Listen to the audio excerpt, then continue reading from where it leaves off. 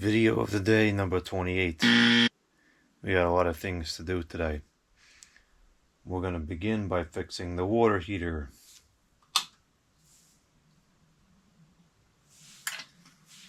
Well, it's working for the moment, but oh no, it's not. See how this is all sporadic like that?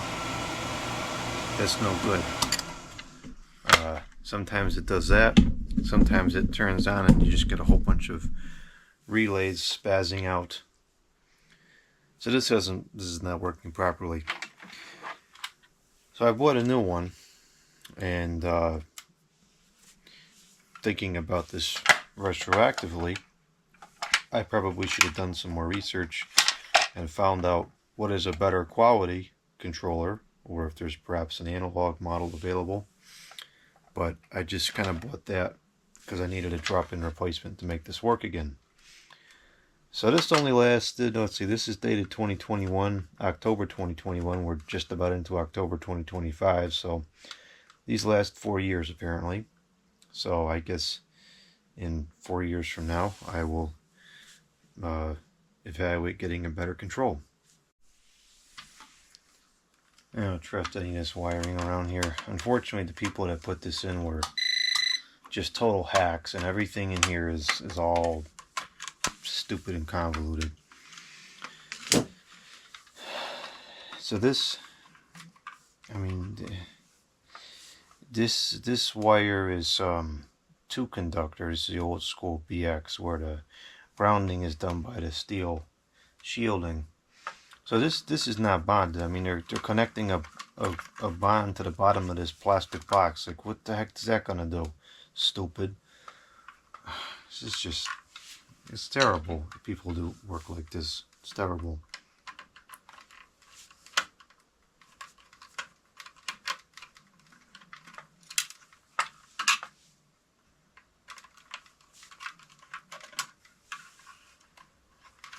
Oh yeah, that's cool. And didn't even take the time to put a loop in that. Alright, so this is the high side from the to the boiler.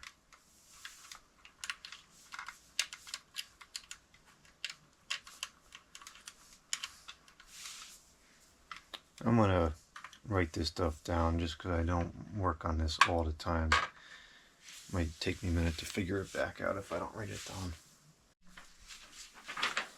I understand this enough to work with it, but I don't deal with it much. I prefer dealing with air conditioners.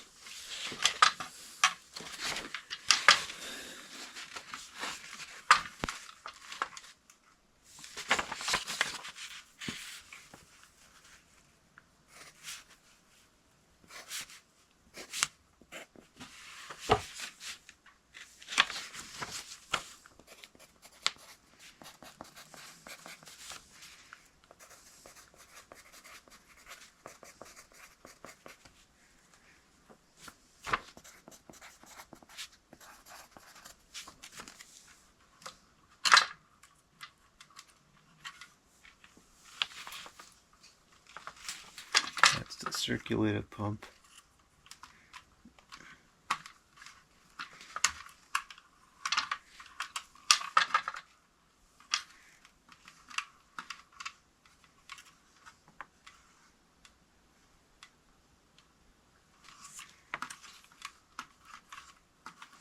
Let's bolt the circulator pump.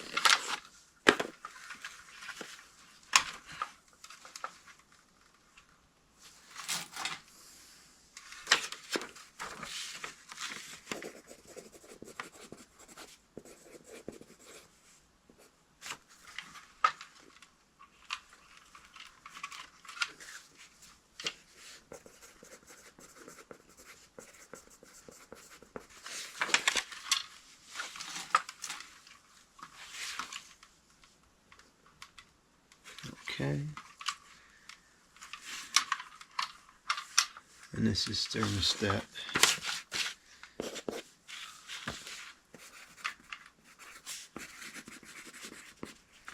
I put the thermostat in, so that should be correct. All right.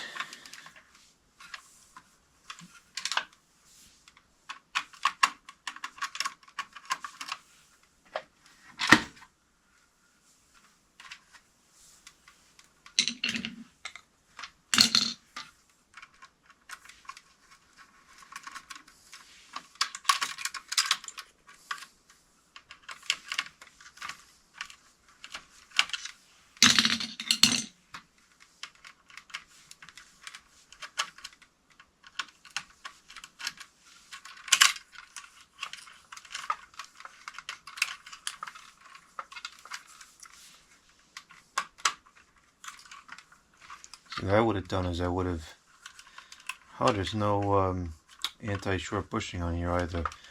I would have at least taken this and stuck it on there. That would have given us some type of bonding, as opposed to just nothing, which is what we have now.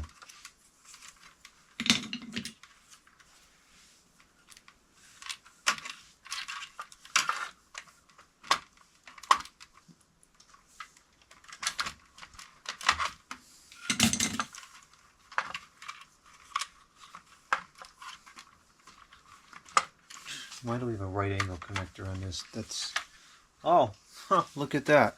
The wire is not even in the thing correctly. It's just coming right out. Wow. What terrible work. Nope. This is what you get nowadays. Nobody cares what they're doing. Slap it in, take the paycheck, and go home. That's where we're at now, unfortunately.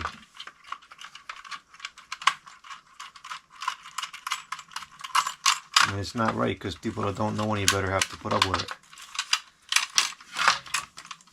Look at this. What the heck? What shoddy work. Totally shoddy garbage work. Oh, fix that. Put it back together correctly.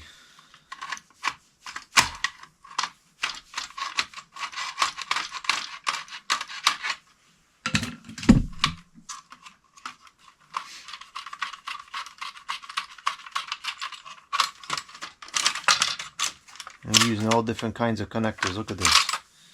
This is the correct thing to use. And then they just throw this on there for the heck of it. I mean, there's not even consistency yet.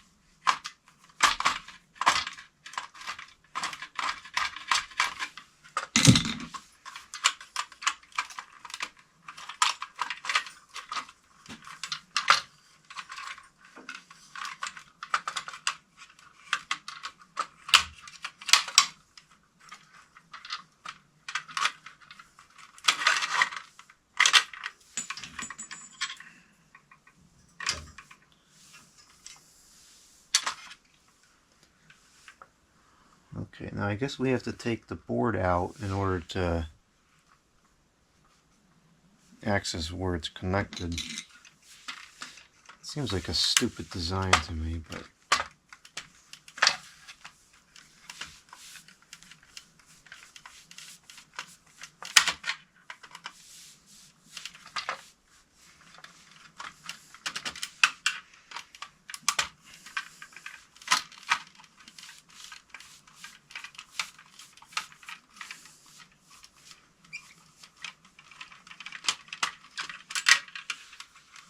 Actually, what we could do when we replace this is we could feed the mains in down here and then bond to this, and then it would be bonded.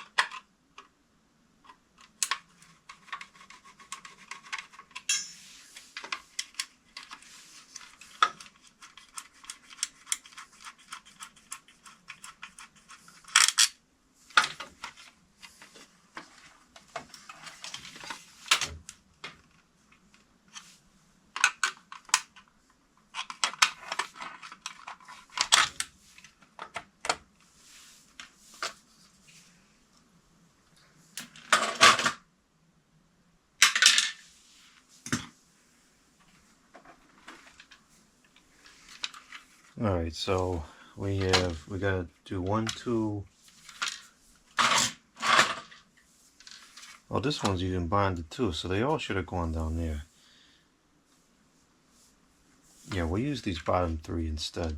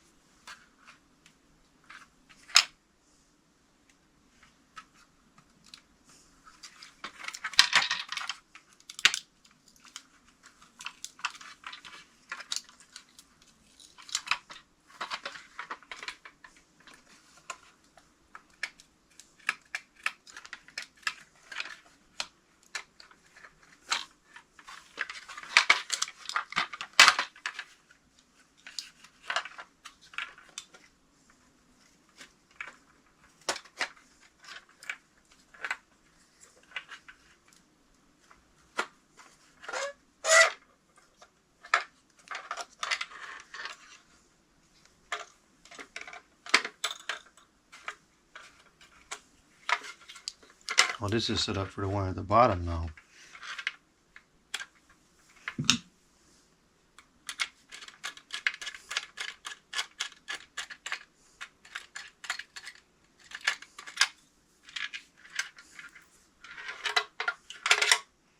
Is there a reason we didn't use that one?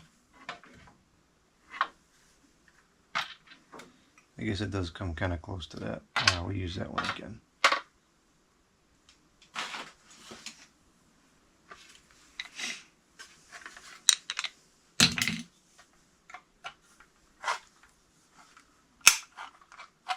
Isn't that great that we contain all our electrical stuff inside plastic housings? That is so stupid. This thing should be metal.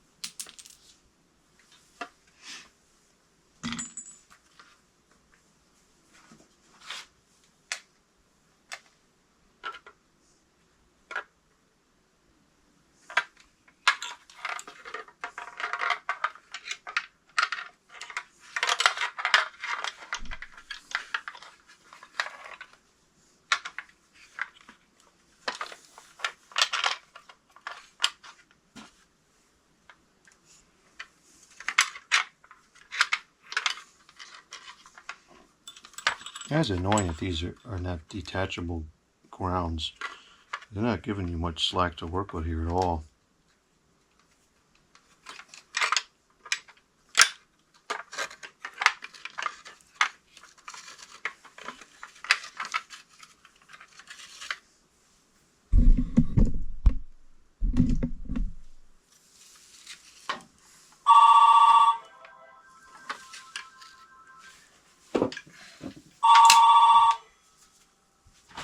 Hello.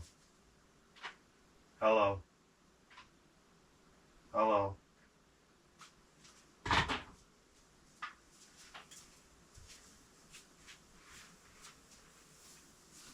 Still going with those stupid blank calls. I don't know what the heck good that does anybody.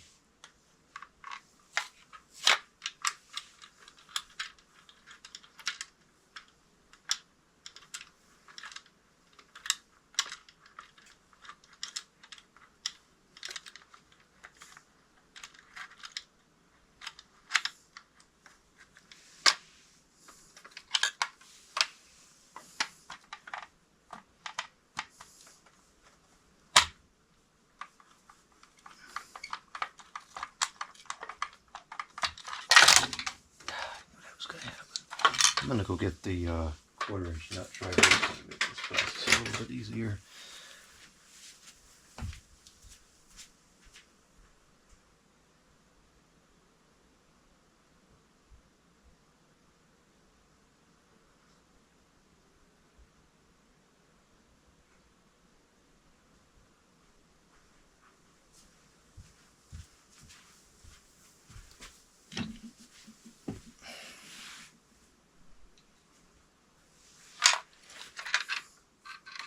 Yeah, I really wish this ground was detachable.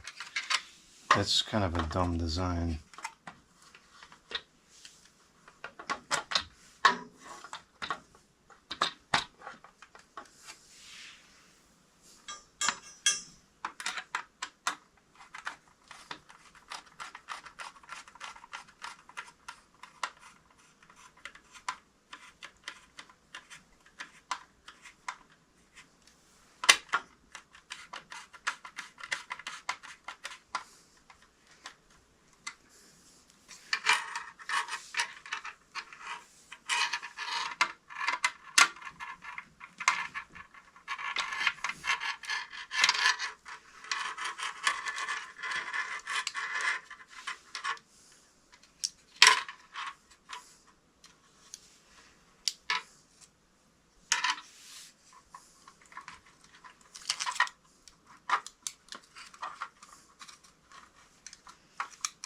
I'll just put this one back. It's not serving any purpose, but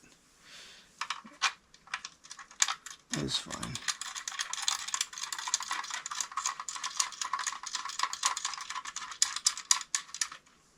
Okay.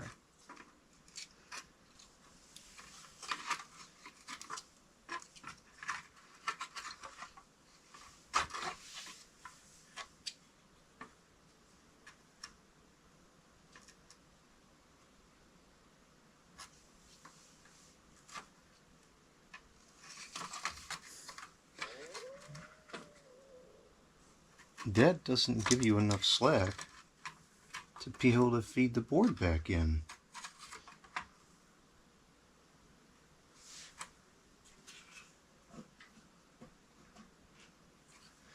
On this other board, oh, I see what I did. I used the wrong one. This one should go on the bottom.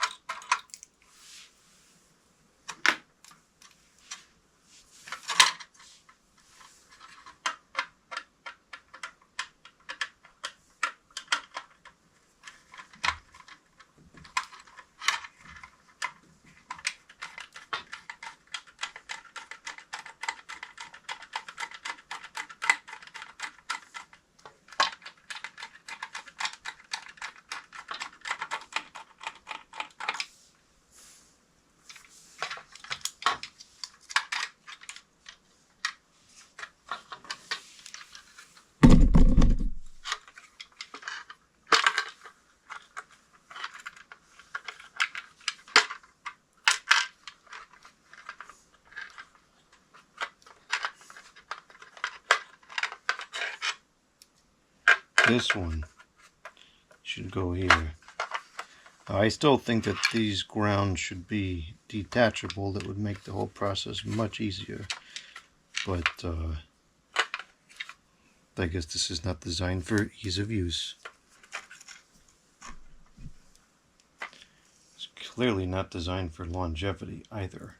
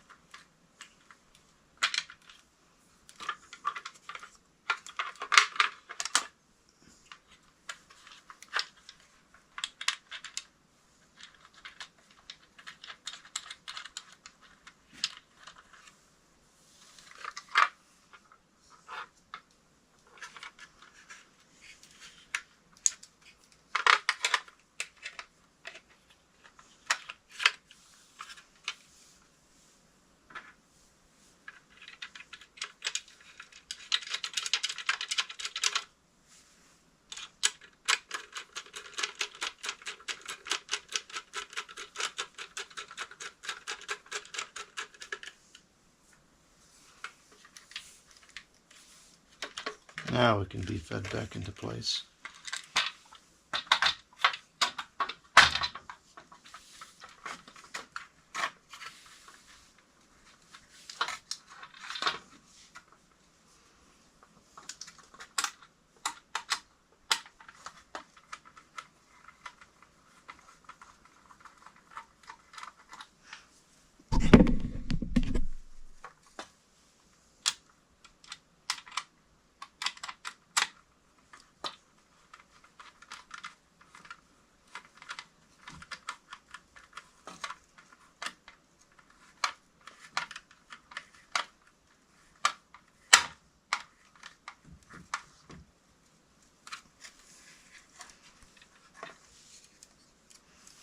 You know, I'm going to angle this slightly just so that the door stays open. I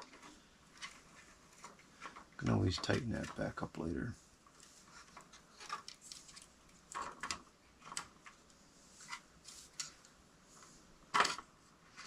Get these stupid DELs lined up.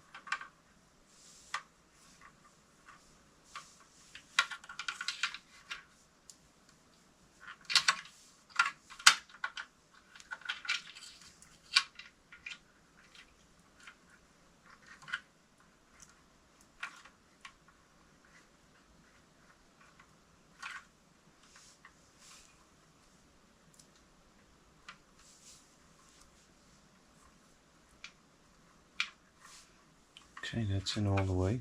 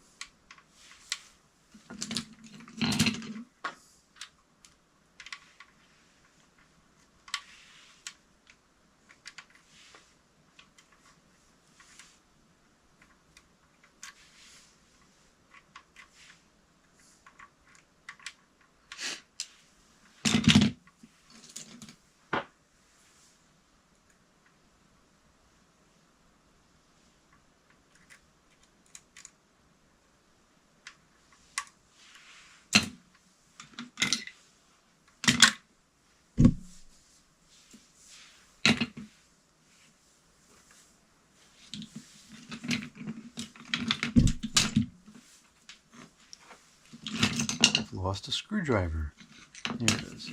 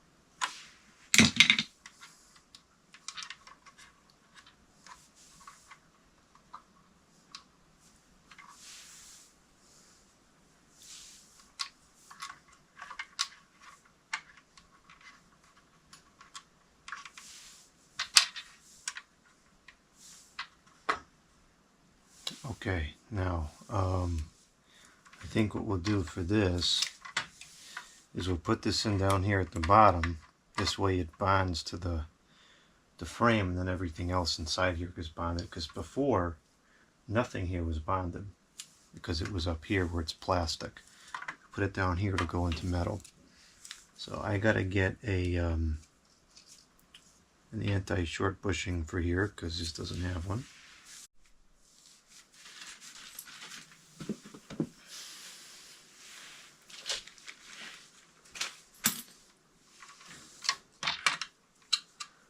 I don't like the way this is taped and everything, but this whole pole needs to be redone because this is the old original wiring. I want that replaced, but we're not going to tackle that today.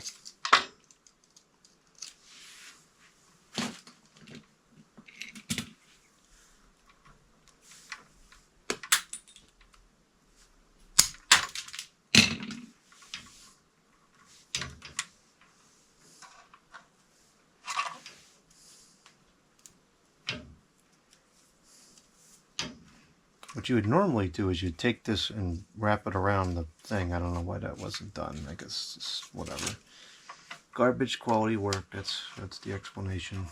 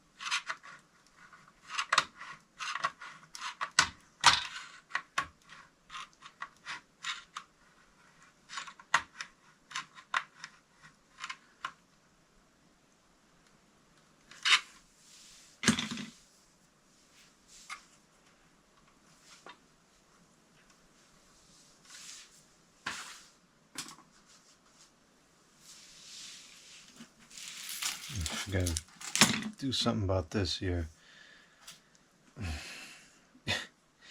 You know, I tell you, this is just... This is actually dangerous because the wire could get sliced on the edge of this, and then it could, you know, short out. You get an arc, and that's a hot fire.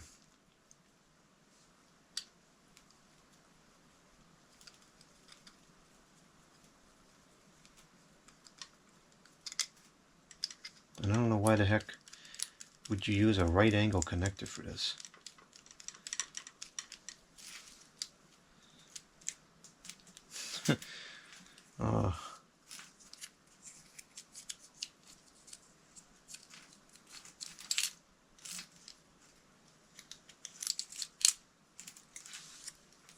Connector is perfectly good. We can keep this for some other project.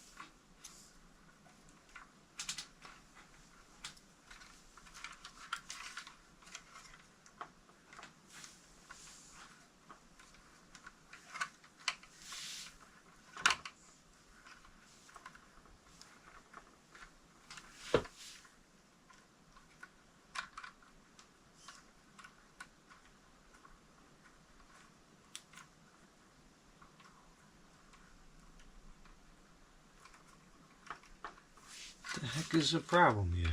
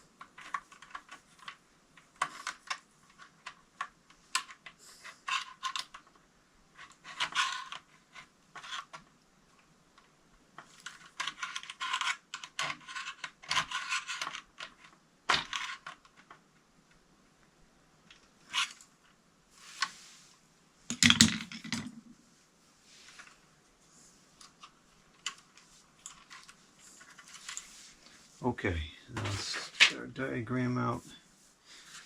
And we know that the burner high side, which is this,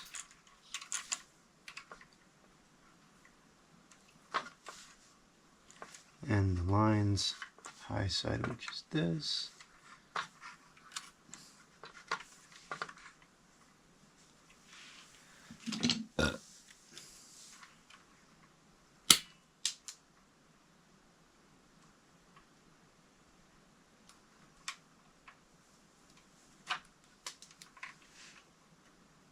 Now this is a little sticky. It's not as bad as some of the other spots in the house, but the plasticizer on the insulation is just wearing out. The wiring is over 70 years old, which is past its expected lifespan.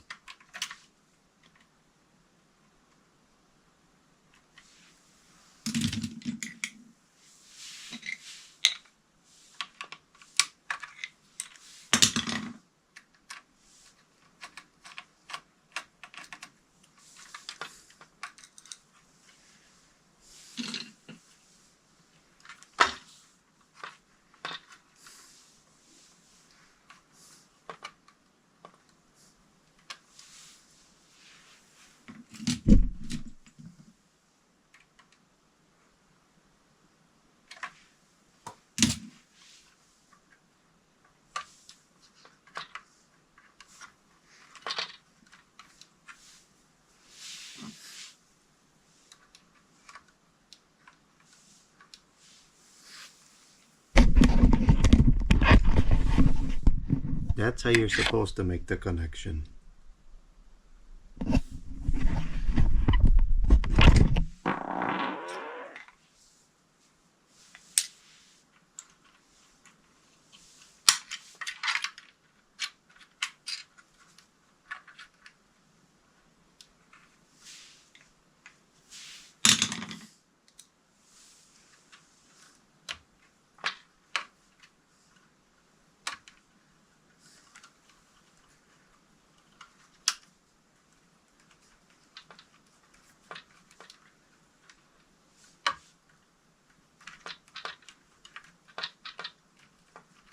This is too short.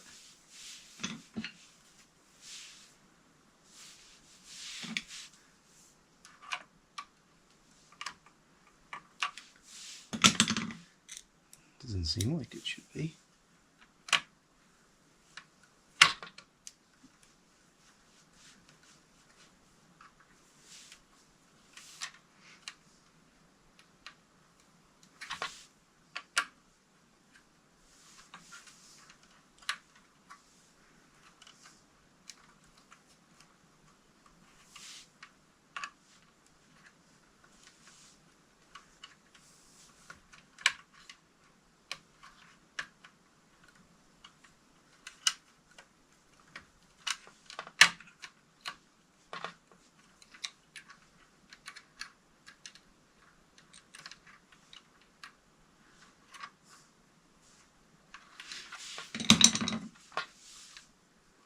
This thing is wider than the space.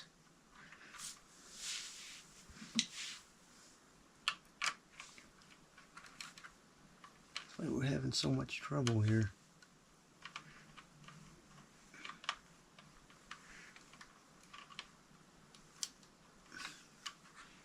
Yeah, this is not going on because it's too wide.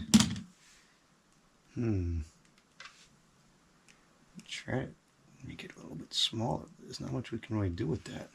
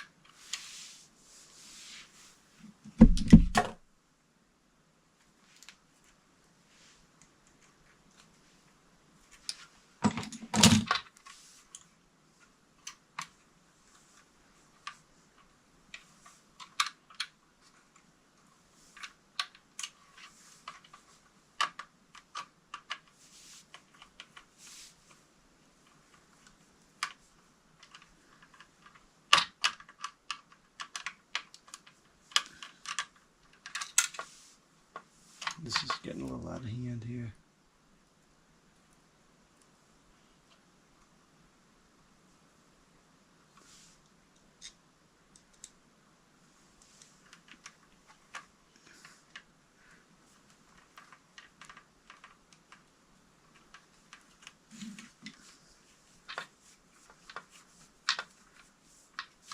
There we go.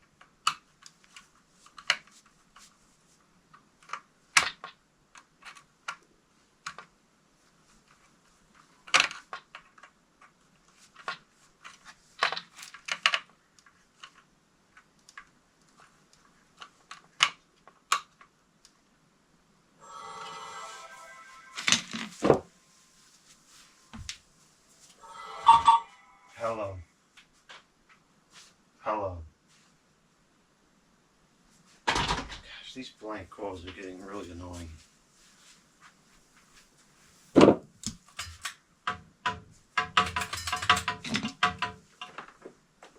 Everything's busted up around here. I can't even use the daggone fan anymore. There we go.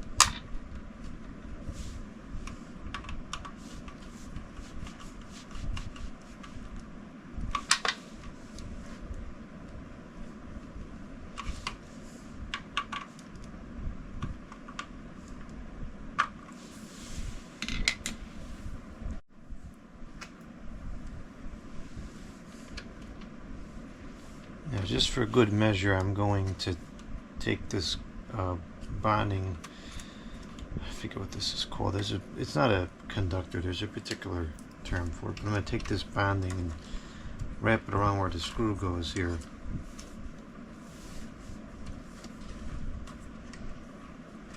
Technically the bonding is coming in through this connector because now that's on the metal, but there's no reason not to throw it on here as well.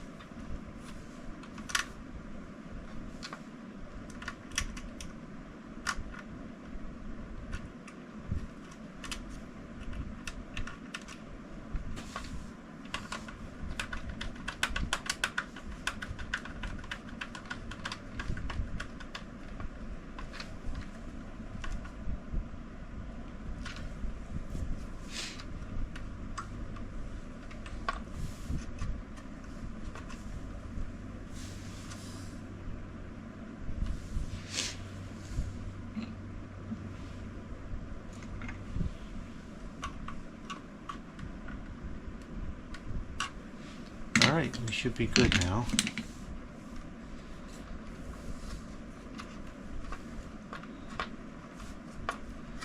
A little bit extra slack.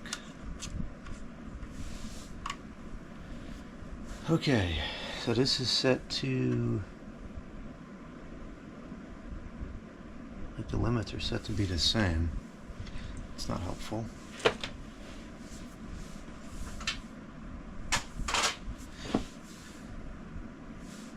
I'm going to put it to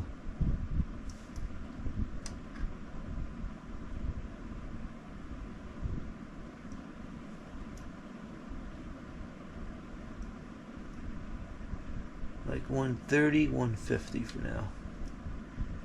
And then when it starts getting cold out, we'll turn it up a little bit.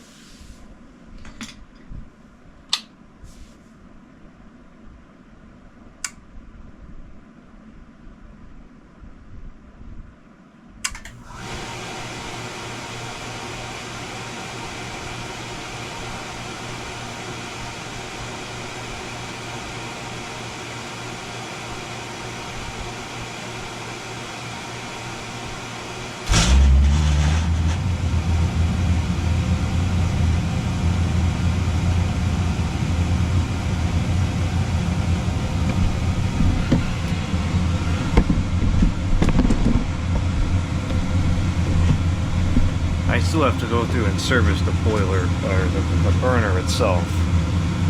We'll change out the nozzle, change the filter, clean the heat exchanger, but that's separate from this problem.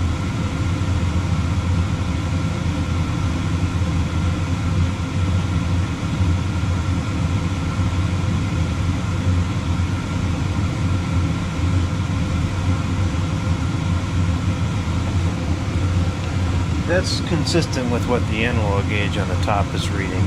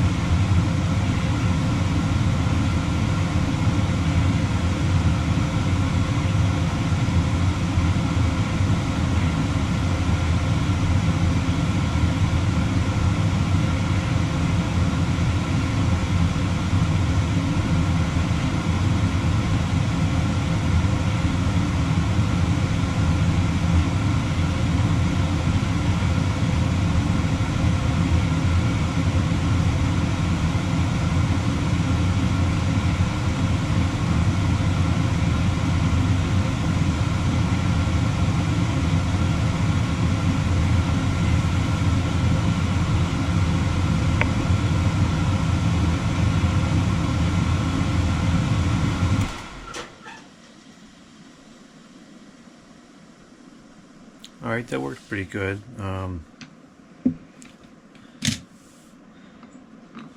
going to turn this up just a little bit more because only a 10-degree variance is not much, but it will continue to go up a little bit after the thing shuts down. You get a couple degrees out of it.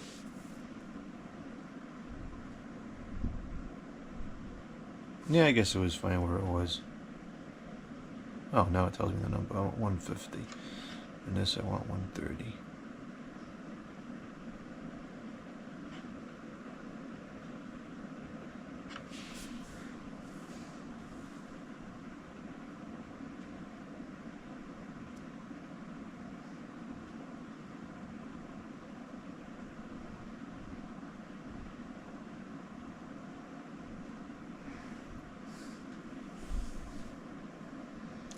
Okay. Well, we're going to call that fixed for now. I just want to check the operation of the circulator pump before we call it fixed. I'm just going to flick it on and off to make sure it works. I'll let it run.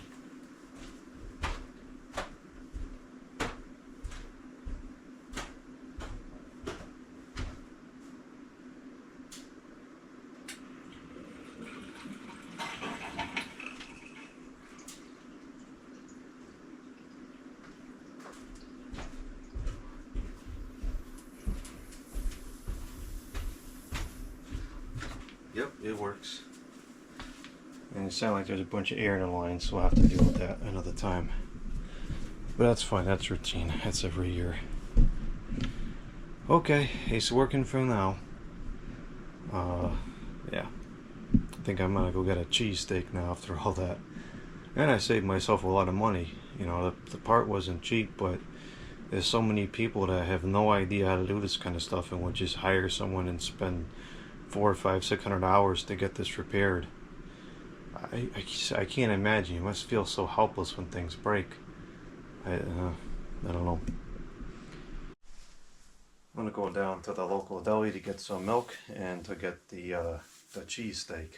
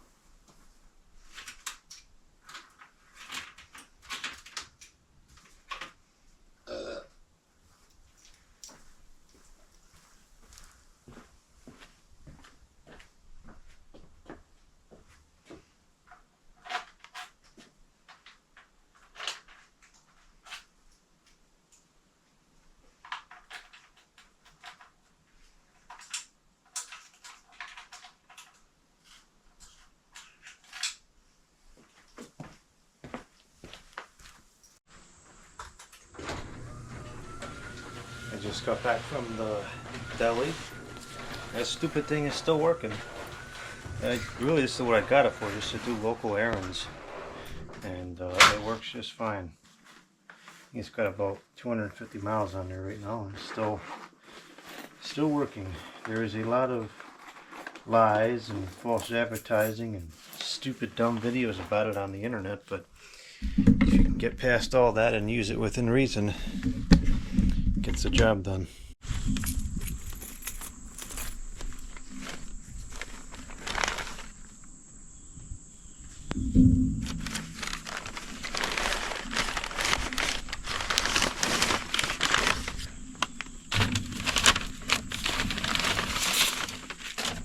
The cheese steak.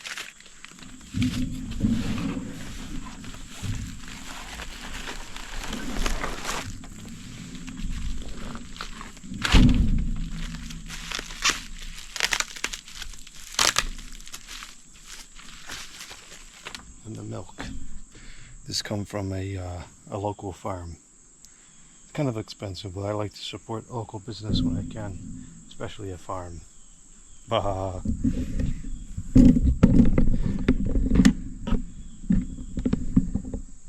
Looks beautiful out today, nice and sunny. It's brisk though. When that wind blows, it's a little cool.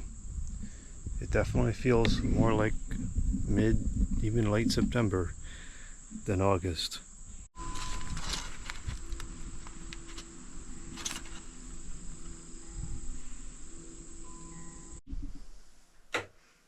Now that I have hot water again, I can wash the towels.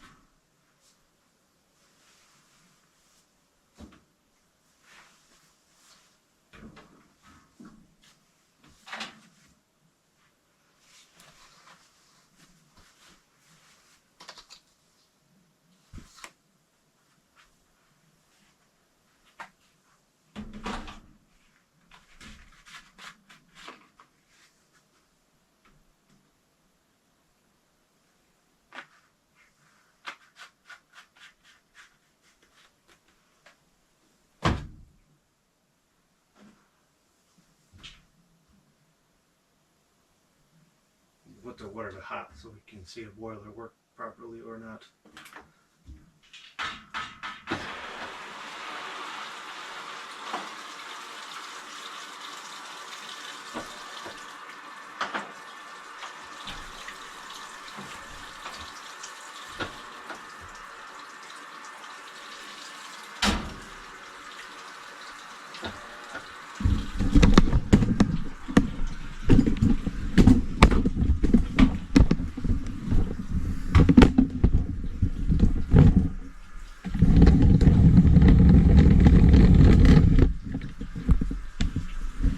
It's at 141 right now. We should see that go down, and then it should come back up.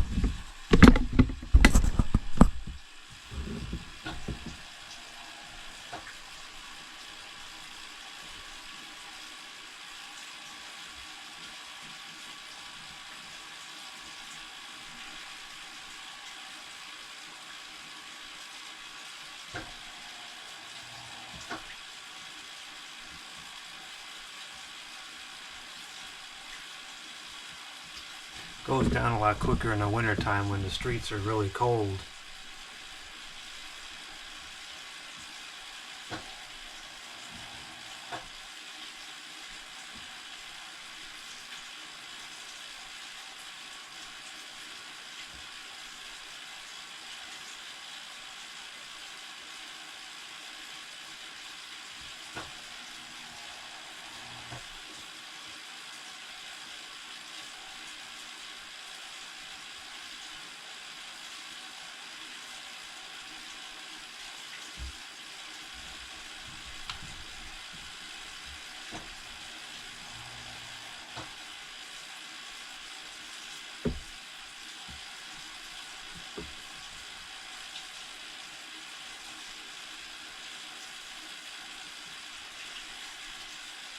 Okay.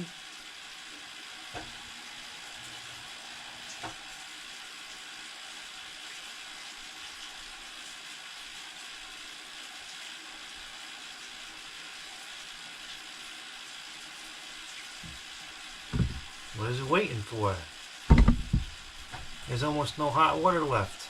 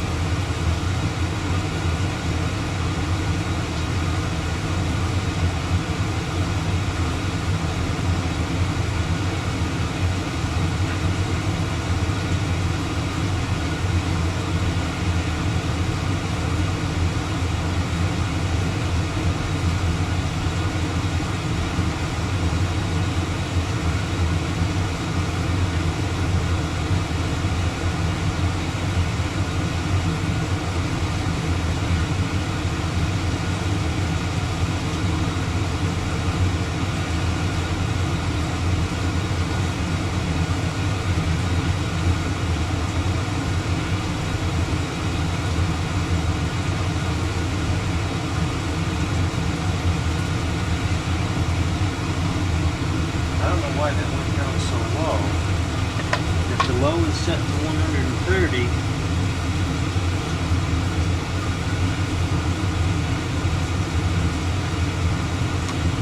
I don't know what that economy thing is. Let's turn that track off.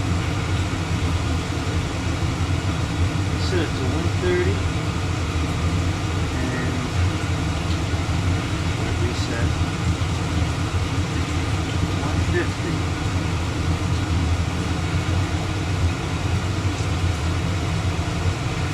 I'll have to look in the manual and see what this economy thing is.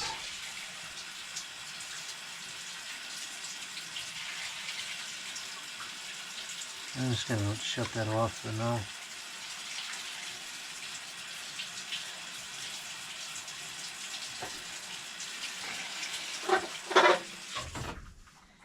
Unless I mean, is it that this is the high limit and then this is the low limit? That wouldn't make any sense to me, but maybe that's what it is.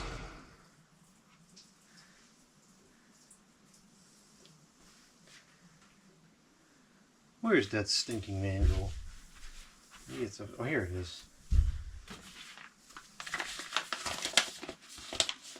Let's see if I can find out.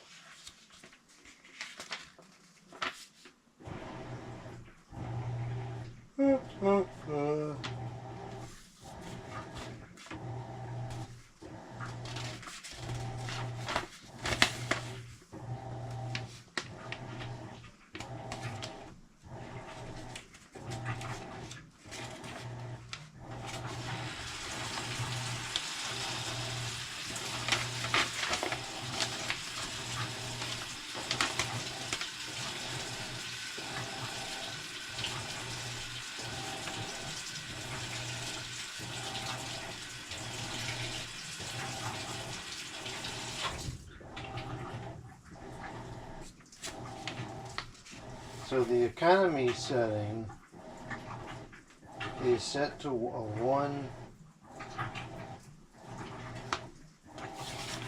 It says recommended setting for single zone system, which is what we have as number 1. All right, we'll put it to number 1 then. It's not really describing. It says if it's off, allow boil to fire until the high temperature is reached, and refire within a 10-degree subtractive differential. It doesn't describe what it does in the other settings.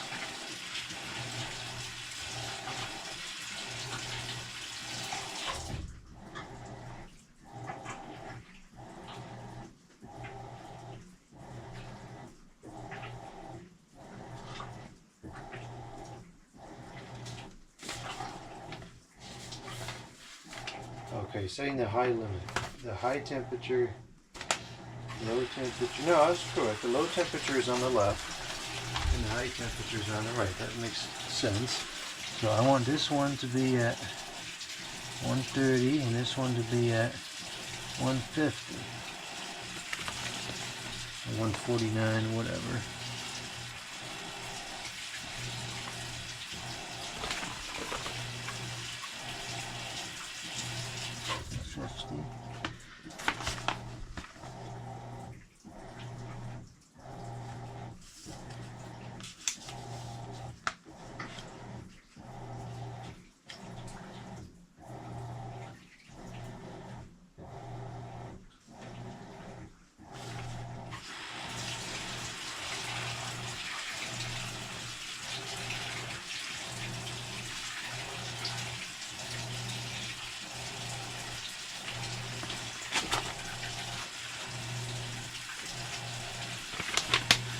On the old one, this switch was down. It's down on the new one. Okay.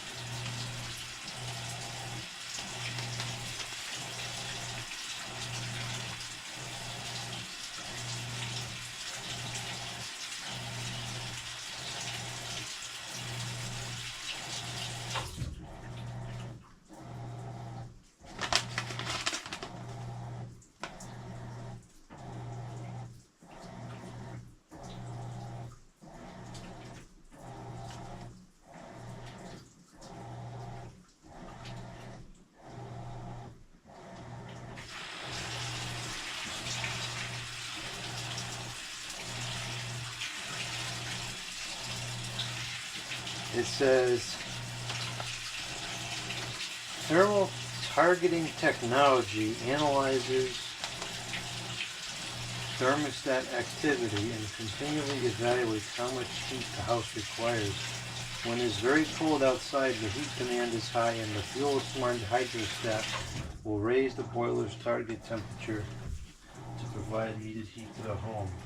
When the outside temperature is milder, the heat demand is lower. During these periods, the fuel smart hydrostat will lower the boiler's target temperature, saving fuel while continuing to provide comfort to the house. I wonder if that requires some kind of fancy thermostat to really work properly. Because one that I have is basic, and I don't see how it could really provide that information. The only thing that the thermostat I have provides is to call for heat or to not call for heat. So I bet that economy thing isn't really doing anything.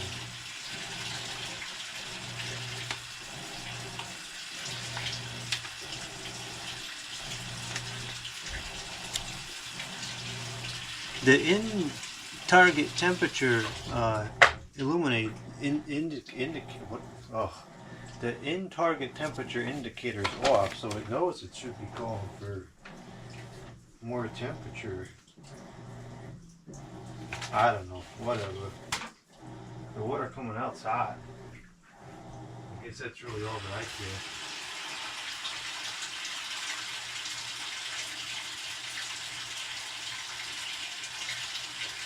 I don't know what this economy thing is set to on the old one.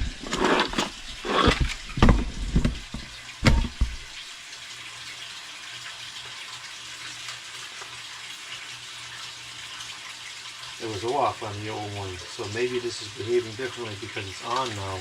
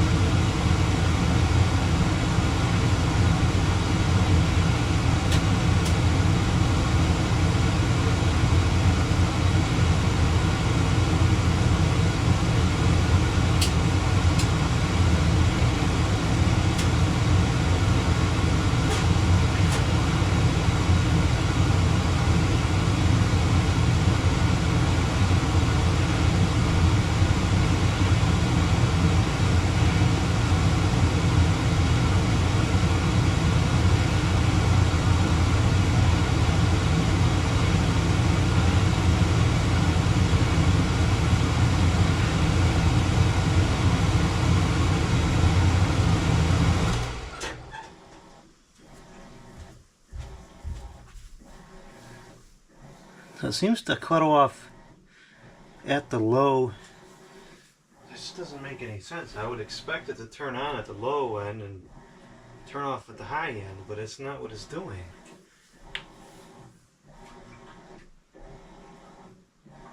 And granted, it does go up after the flame stops, but I wouldn't expect it to go up 20 degrees. So maybe it will. Let's see.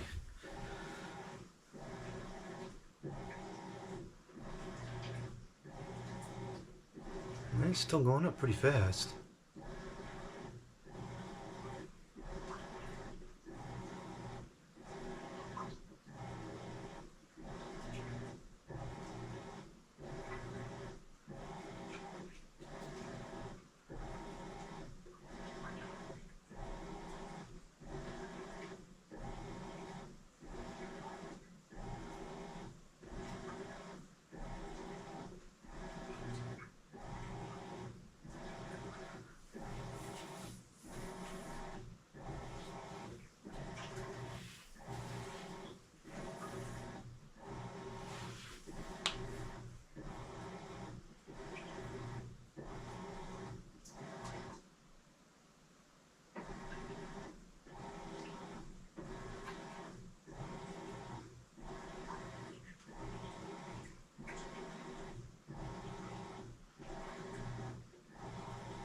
Alright, so it went up 15 more, 16 more degrees. I guess it did get close to the high limit. 47.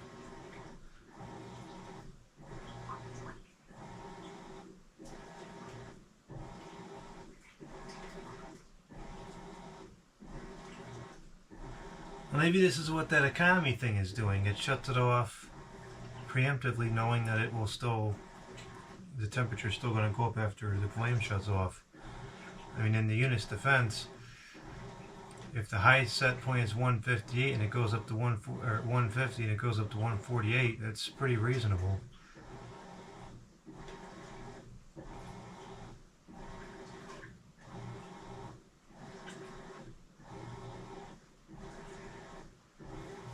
Well, I think we can call that working.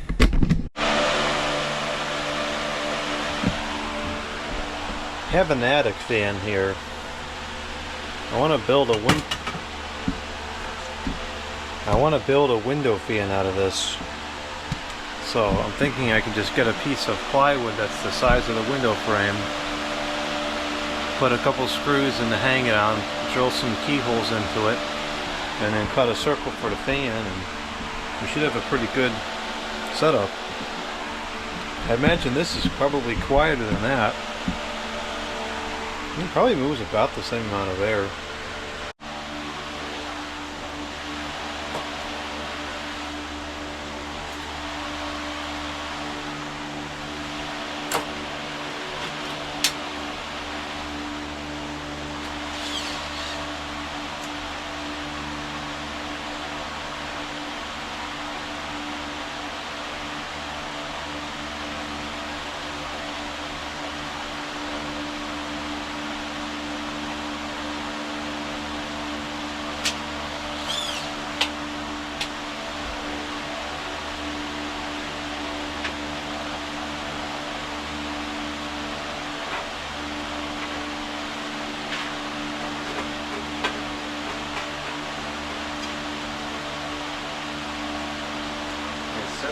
By 99. Let's see what I got in the garage. I should have a piece, I think. No, nobody said it would be easy to get to.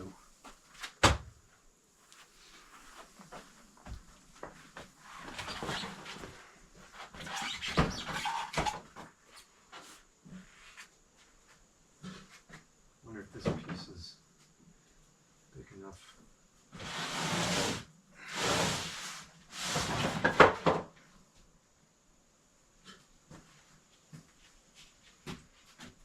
It's probably not. Well, it might be close.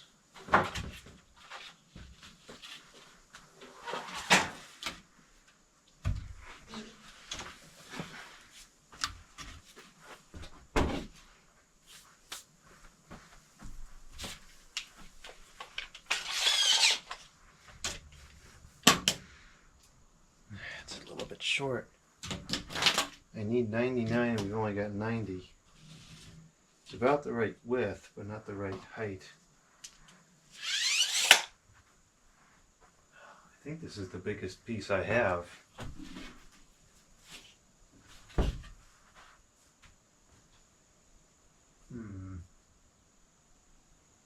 That stinks.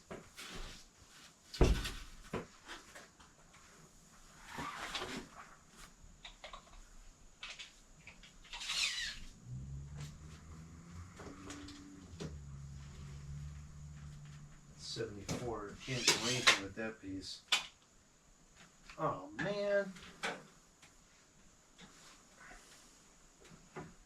Well, there's one possible solution to make this work. It's to use this will give me an additional 23, which I think is what I would need, because we needed, oh wait, this doesn't fit at any dimension. It's got to be pretty much 80 by 100. And that gives us 89, so we've got our width, but then for the height we need 100, and this is only 75.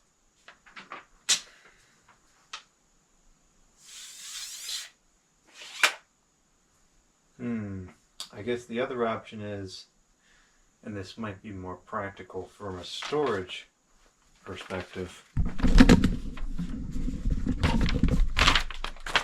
is to just do the width, which is 80. I think I have that here.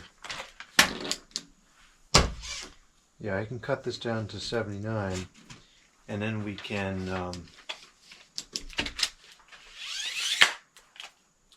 we'll just have to put something on the bottom of the window to block it up the rest of the way. Alright, we'll do that. Otherwise I can't do the project. And how am I going to store a piece that big anyways? I guess this is more practical.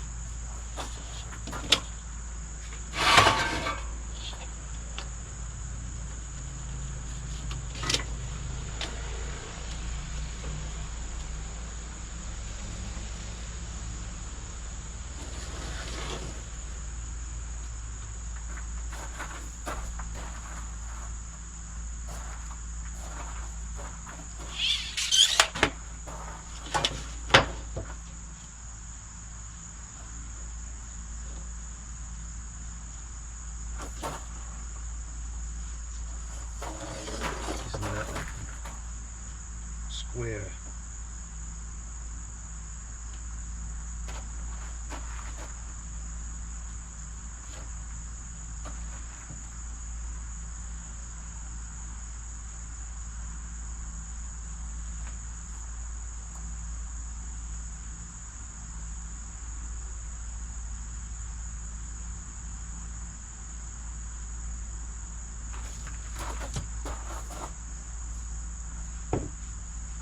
No, I have to square it apart, otherwise I'll never be correct.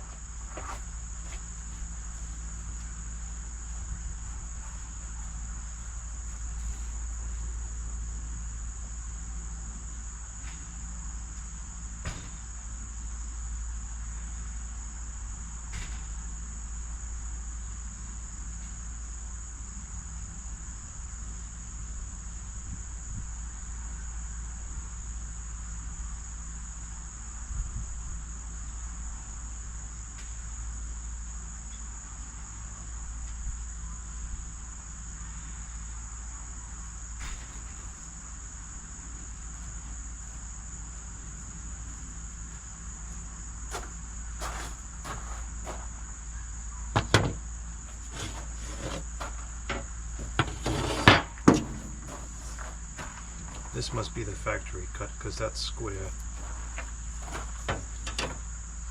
So we know the width of the window is 79 this way.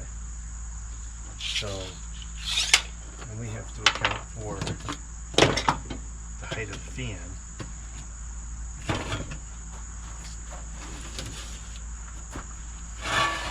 Actually, you know, a couple inches to spare.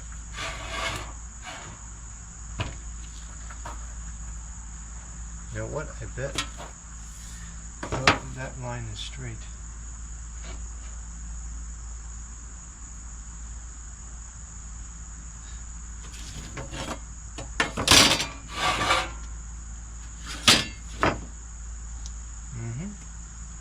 Well, it makes it a little bit easier. So we can use that line as a reference point to get that cut straight. Come down here and we'll cut a straight line down here.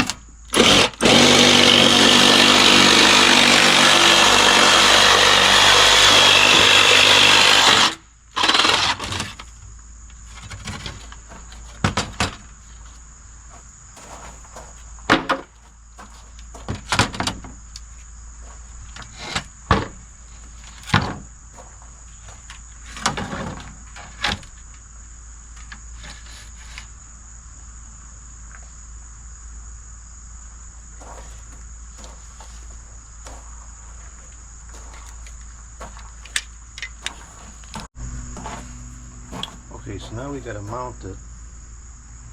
So we'll need a couple washers because these holes are pretty large. And then we're gonna have to get some little blocks of wood. Actually, you know what? I wonder if these would work.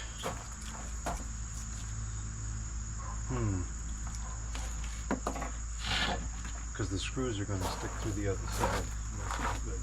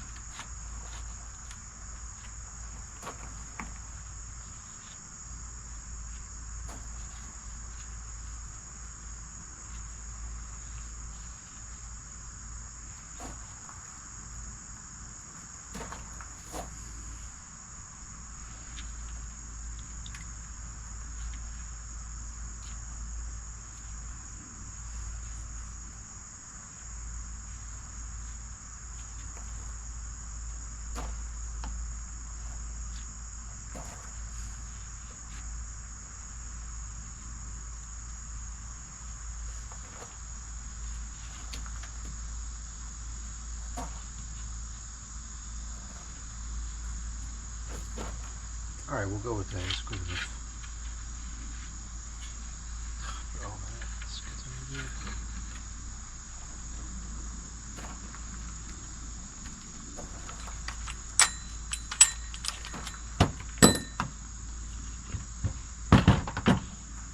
I think I was pulling a Kevin there.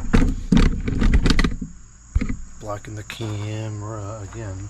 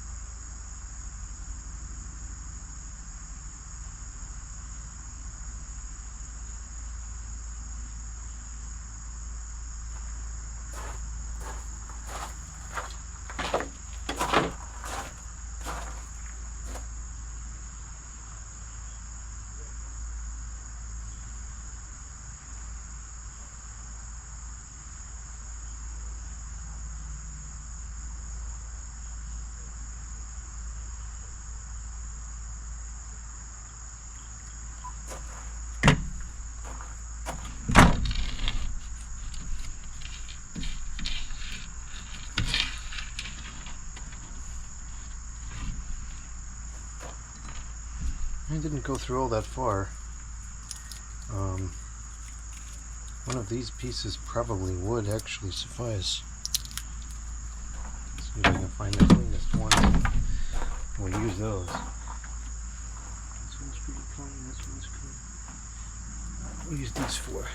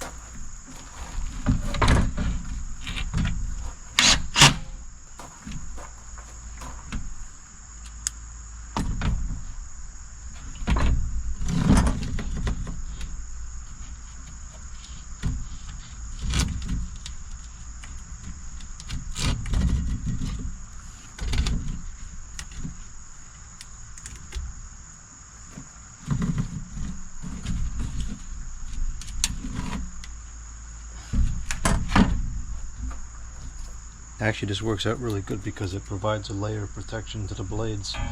If you put it down like this, it's not potentially going to mess up the blades alignment.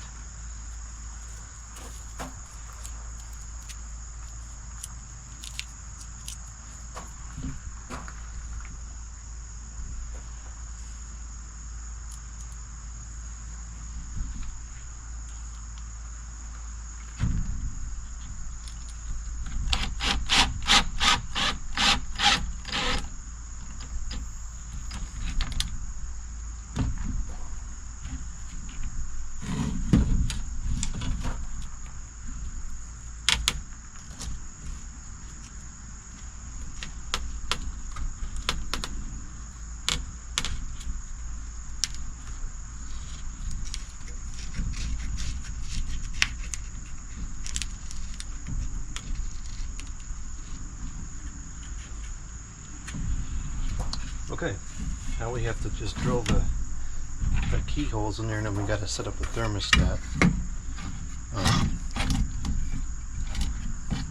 Probably set it up like this. Interestingly, this one has a humidistat control as well. That's not going to be helpful to us in this particular setup because the humidity usually comes from outside, so this would just make it worse.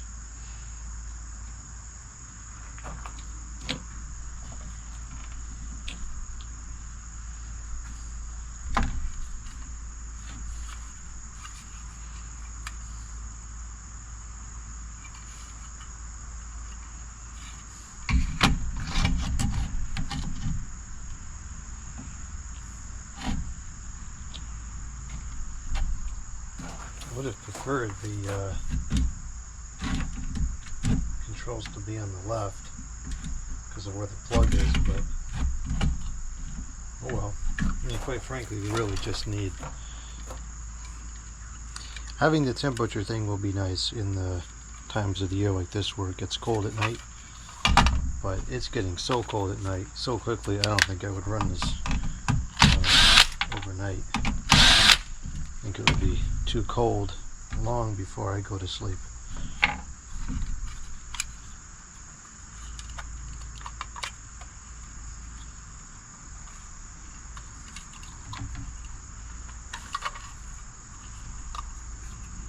What gives?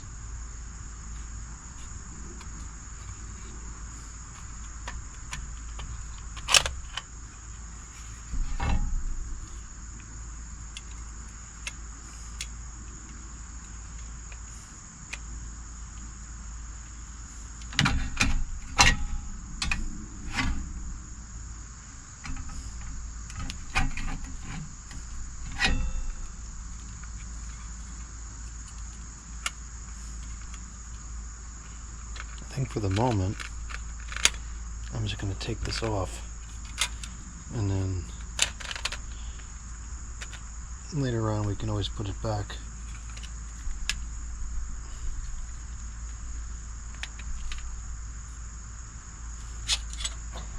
This is some fishy thing here I don't like.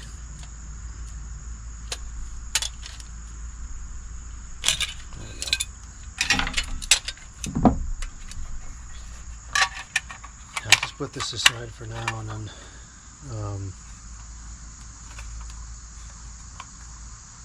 of course it's backwards.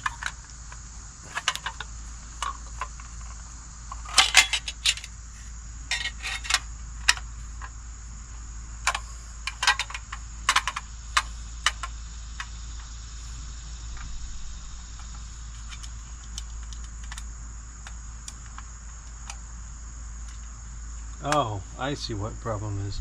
Those screws were not supposed to come out.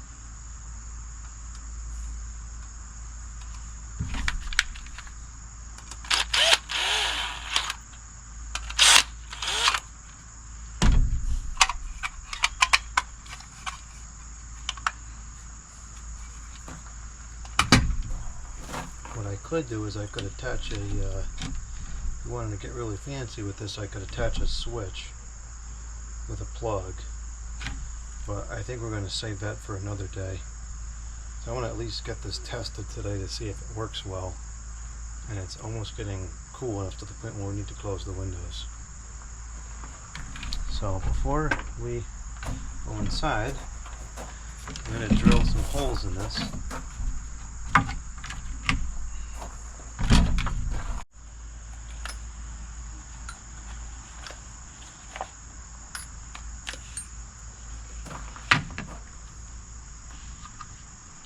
So what we'll do is we'll drill a large hole .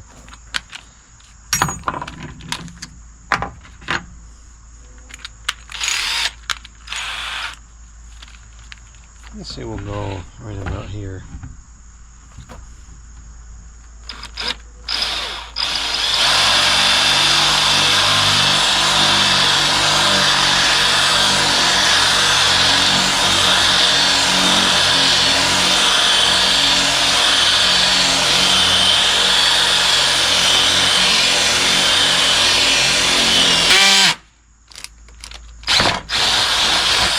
That might be one of the single dullest drill bits I've ever used in my entire life.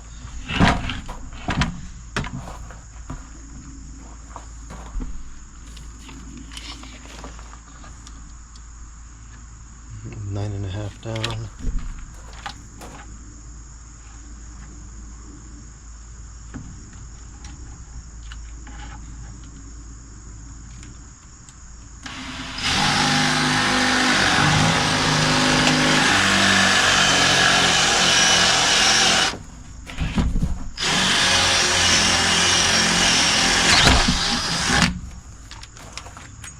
Okay, and then we'll drill a smaller hole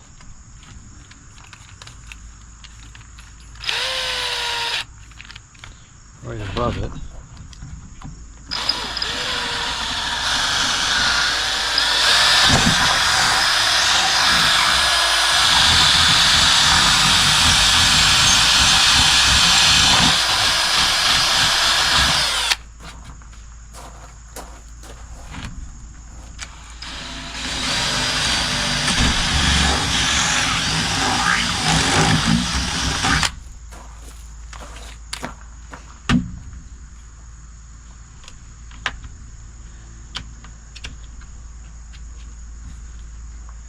Alright, let's bring it inside.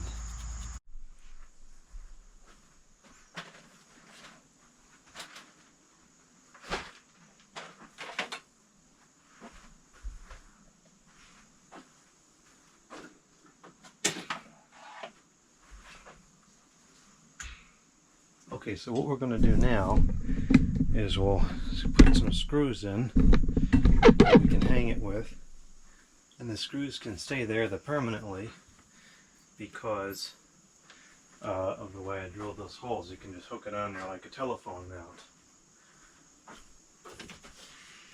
Unless, of course, the holes are too far apart, but I don't think that's the case. No, that should be fine. So we'll put one hole here, and we'll put one hole here, and this pencil just broke.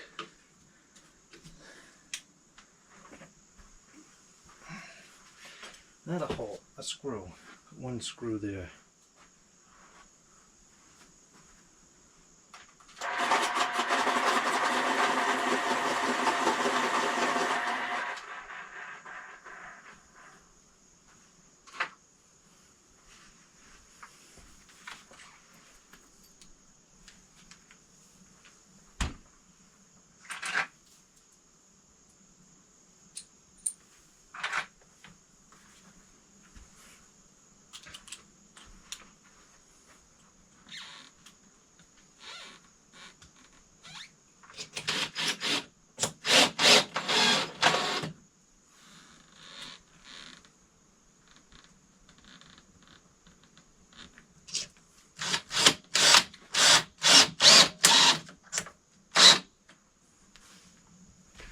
Okay, so now we should be able to just take this and stick it on the hook. Why is that so far away from the wall? Alright, cool. That works, very sturdy. So now we just need something to block up the bottom part, and I think I'll just grab a stinking piece of cardboard or something for now. I've got a piece of a box. It's not an exact seal, but it's close enough for the test. It's already going down 78. It's dropping quick. So this will be a very brief test.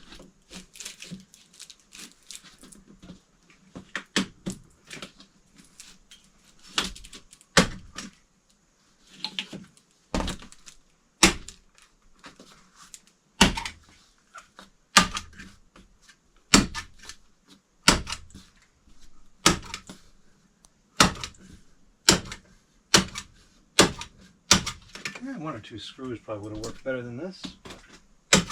Oh well.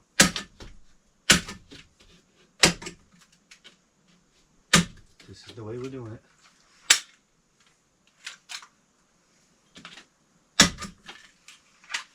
And then that will just be our little air gap where it'll lose its static pressure. Okay, so I'm going to get the Variac. Ramp it up slowly just in case it's severely out of bounds or something, I don't know. And then if it seems fine, we'll let it rip at full power.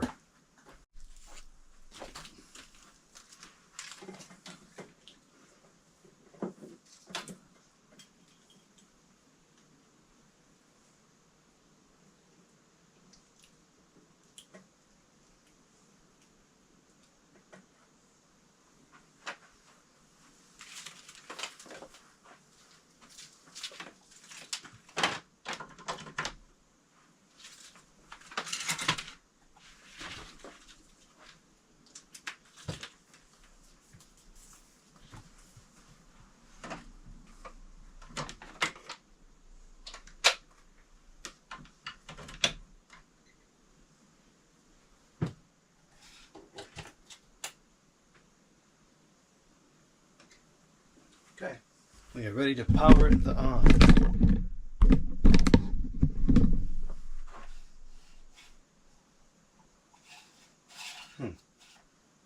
Oh.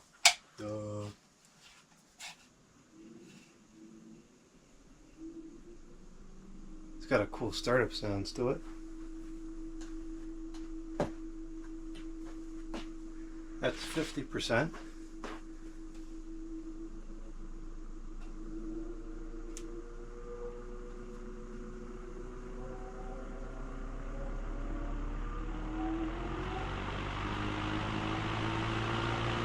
75%.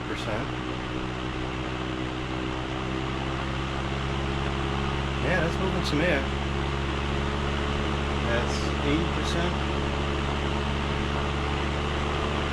90%, the 100%. That is 3.2 amps, 219 watts, power factor 0.57, which is pretty poor. So many other differences. So it's shaded pole per amp, so that's a lot of power. I've got a lot of larger window fans that move more air for a lot less power. But this was not really designed to move a high volume of air. This was designed to move air in high temperatures. So it's kind of a different application.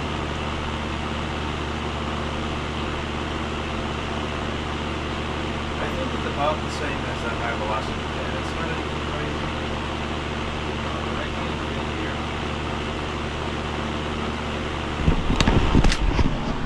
I was kind of hoping it would do a little more, but yeah, you can definitely feel the air coming down the stairwell, but it's not like it's rushing down here either.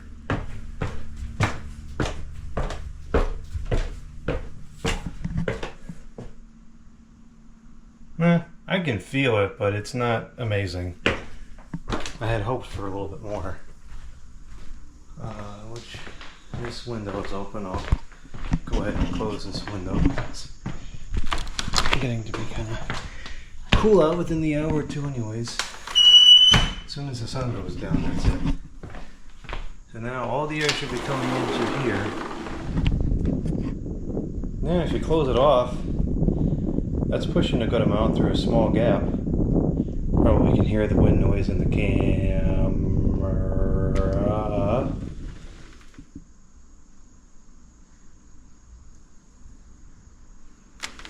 Yeah, it's not bad. I'll definitely move some air through the house, but it's not.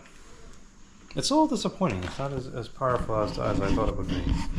Let's take a look from the outside.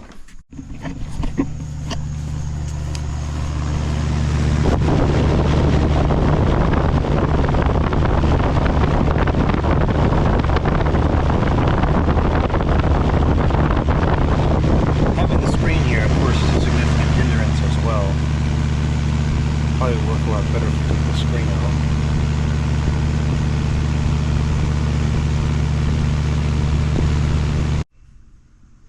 I can definitely feel the air going down the stairwell. It's just not a tremendous amount. This might be better turned into like a little box fan or something like that instead. This looks cool, but kind of unimpressive. I was going to use one of these in the garage in place of, instead of what I have in there now. I'm glad I didn't, because it would not have been strong enough.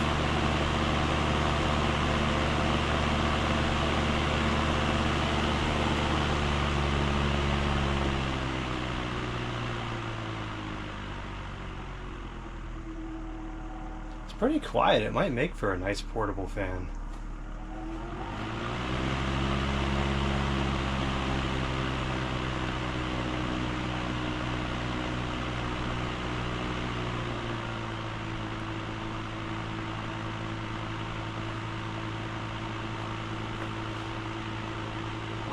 Amps. That's a lot of power.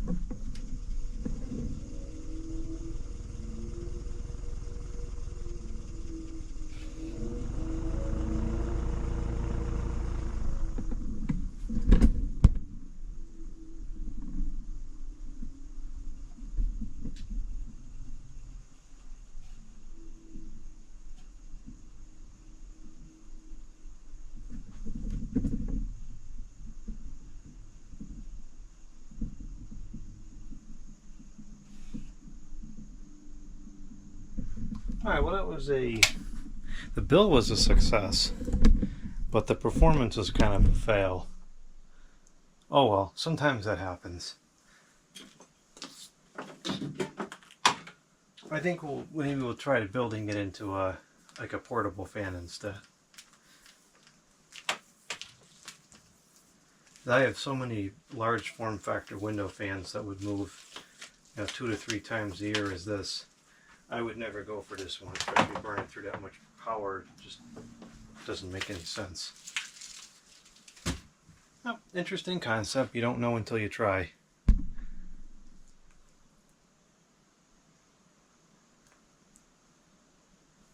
Now I gotta deal with all these staples. That wasn't bad.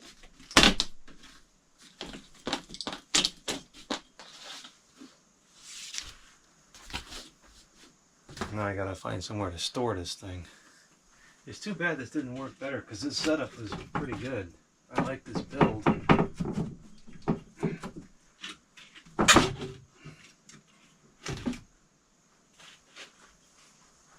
Yeah, I think the stinking high velocity fan in the window actually moved a little bit more air. Alright, we're going to make some videos now. We're going to record the testing of this telephone, which is a weird brand I'm not familiar with. And we're going to do a fan video too.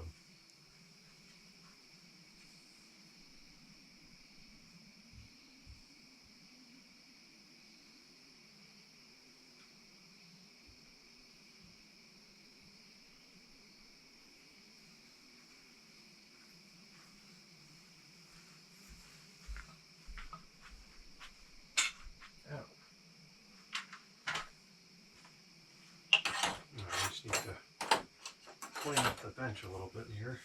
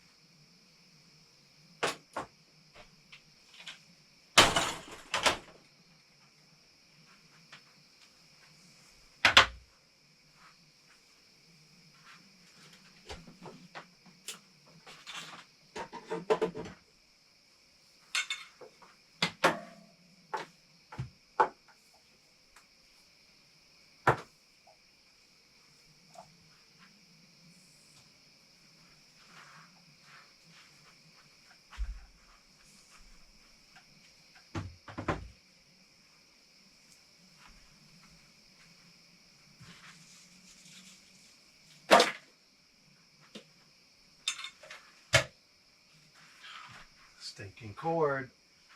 It's not the correct way to store a cord.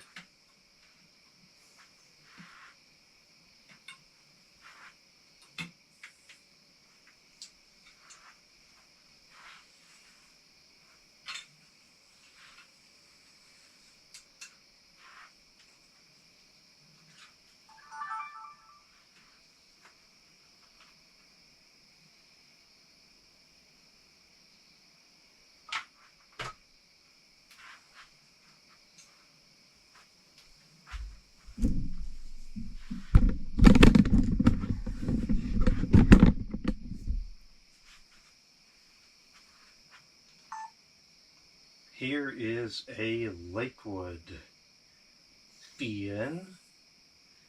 This is a Lakewood Model 600. It doesn't say 600A or 1600DX. I would consider this part of the A series. Maybe that's the A. I do have a particular dislike for the Lakewood osculating desk and table fans. I think they were largely inferior to the Lasco Galaxy offerings for a variety of reasons. But they do look kind of cool. It's the performance and the build quality that I don't like. I have some nostalgia to some of them. This is one of them. I remember sometime back in middle school, I can't quite recall what grade it was, but I remember seeing one of these in a chemistry classroom. It was on the instructor's desk. You know, it was like a whole elaborate thing where there was a sink and a bunch of I think they were called Bunsen burners and so forth. And I recall that the blade was like, I think it had fallen off the shaft because it was sitting all convoluted inside the fan. And it was like that for an extended period of time. I never saw the thing got thrown out. Every time I saw it, it was always like that. I'm guessing it was just a situation where the unit probably fell or something happened that caused the blade to come off, and is so infrequently used that nobody had noticed. I'm sure that fan is long gone by now, unfortunately. The cord, well, someone did this, which I can't stand, because now the cord thinks it's on a telephone and has a memory to it. This should never be done to cords. I don't know why people think that's a good idea. It's a very terrible idea and should never be done.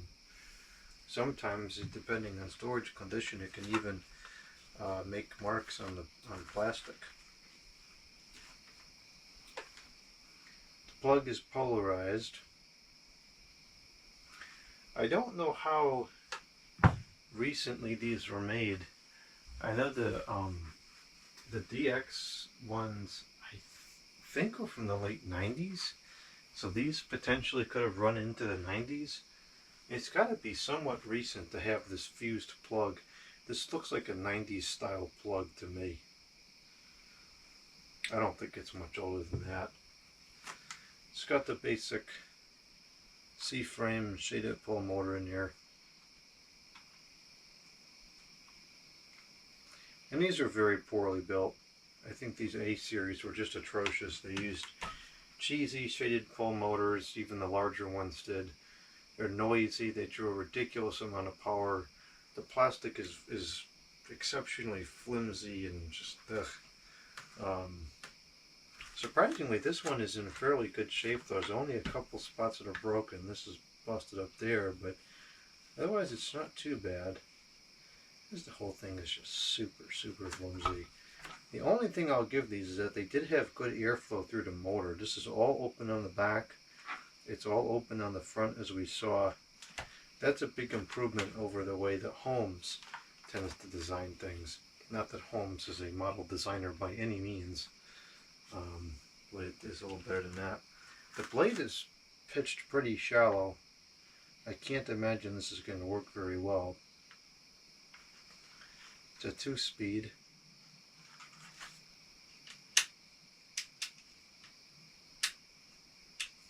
Switch works okay. No handle. Here the bearings are probably kind of dry.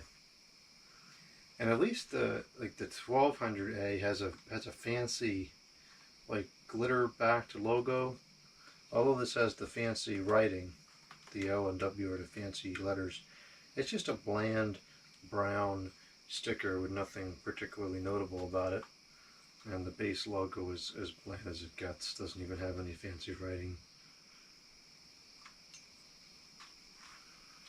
Alright, well, let's plug it in and see how bad it is.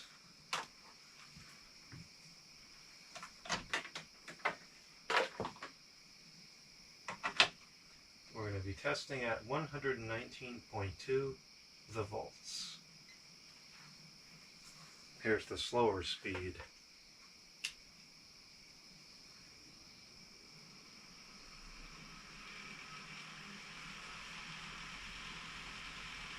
It has somewhat of an interesting startup sounds. Oh, it's awful. It hardly moves any air. Yeah, it's kind of what I expected. This is like Holmes level airflow. It's quieter than Holmes, I'll give it that much, but the performance is atrocious.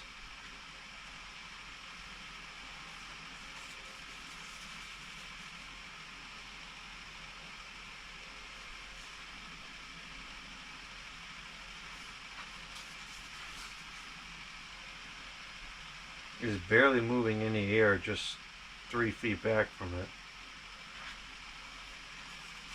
It's not the worst I've tested. Some Holmes are worse than this, but this is pretty lousy. This is definitely below average. Although it's quiet, I'll give it that much. And I assume that if the motor was adequately lubricated, that bearing rattle would not be present, making it even a little bit quieter.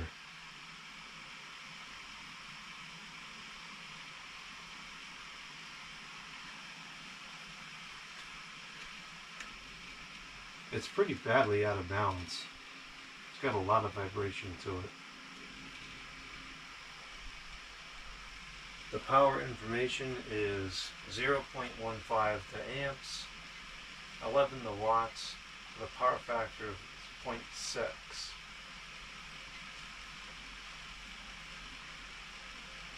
The high.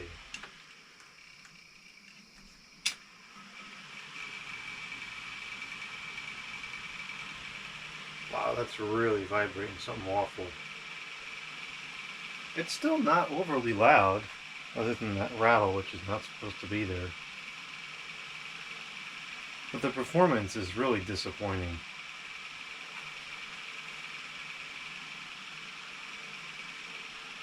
It's below average right up front, compared to other 6-inch fans. And it just doesn't carry. We just go back a couple feet here. I mean, barely anything. Oh, gusts here and there, but not much. Let's see, can I feel it across the room?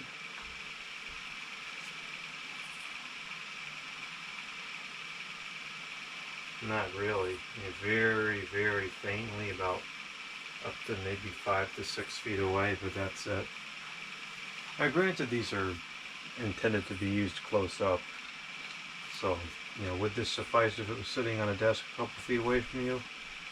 Yeah, it would. But it's not great. And I would assume too that a Lakewood offering was not the cheapest at the time. I would expect that there are other other like store brands that would have made a much cheaper fan at the time. So for likely not having the lowest price tag, this is definitely disappointing.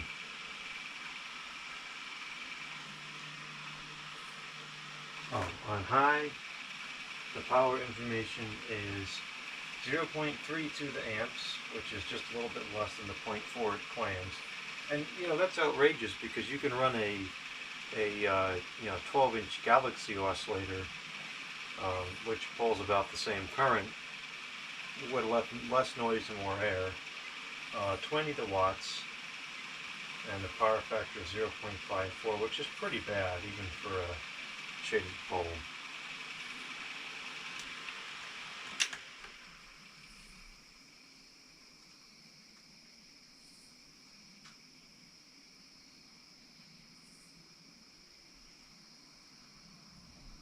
There is a little bit of dust on the leading edges of the blades. Nothing crazy, but sometimes that does impact the performance, even when it's just a little bit amount like that. So we'll clean and service this, and we'll give it the benefit of the doubt and try again. But I just don't really have high hopes for this thing, even in good working order. But of course, since I have this thing with pairs and matching models and so forth, I'll now probably try to find the 16-inch version, because I have the 12 and now I have the 6. So why not complete the triage of junky fans and get the 16 as well?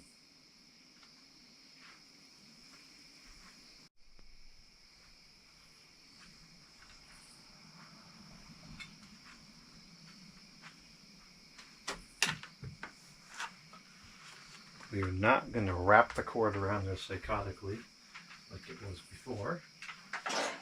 We'll psychotically add it to a giant pile of fans I don't need though. Okay, next we're going to film this telephone. I don't really have a good way of doing this here. Can I maybe... Yeah, I guess that'll work. Certainly not ideal, but oh, this might work a little better.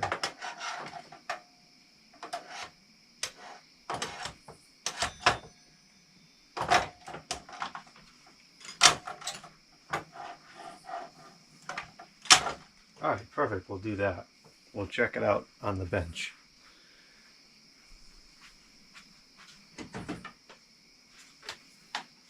Gotta get the telephone testing equipment plugged in.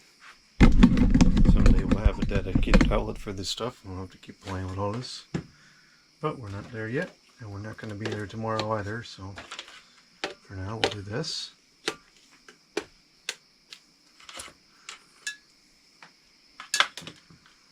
And we need a very small plug-in thing for this to work.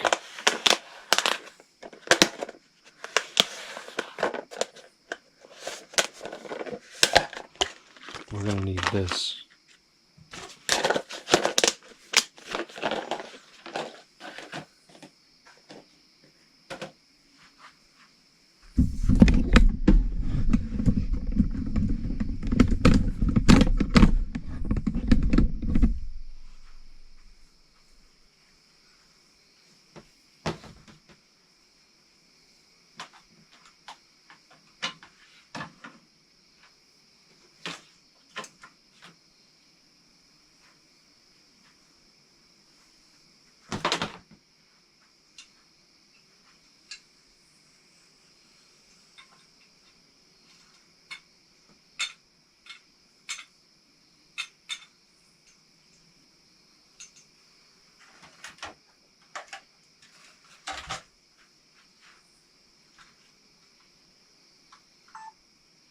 Today we're going to be testing out a 2554 wall telephone.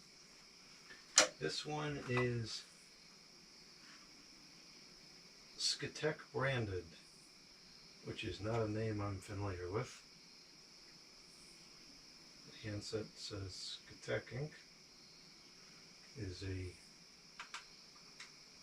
3-position volume handset, which I tend to think is better than the infinite range controls, because those notoriously tend to get scratchy over time. So if this is working properly, which we're going to check for now, I want to be giving this one to Jay. He has one like this which has the mechanical dialer, and it's not dialing properly anymore. So this one has the electronic dial pad, which for now is seeming to be more reliable than the old school mechanical kind. That's not usually the case. Typically old school mechanical stuff is more reliable than electronic stuff that's newer, but with these telephones, those old mechanical dialers have not been the best over the last couple of years. Now we might find that by the time these electronic ones become the same age, they break as well. Time will tell. But for now, I find these are more reliable. Same thing with the 3-position volume control or no volume control at all handsets. This one, I'm not sure exactly how old this is. It was made in China, so it's probably not that old. It has a REN of 0.6.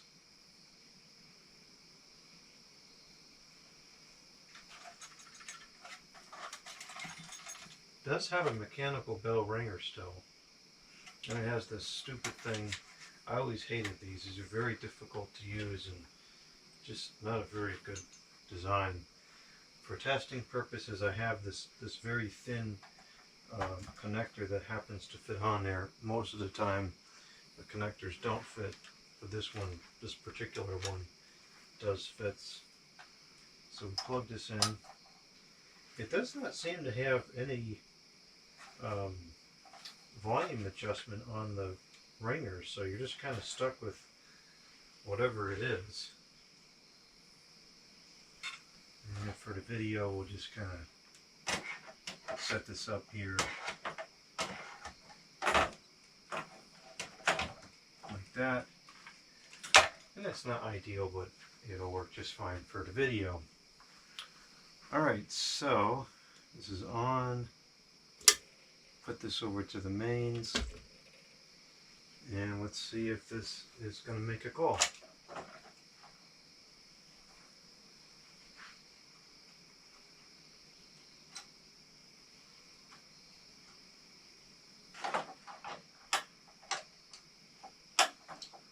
I'm not getting a good connection out of this,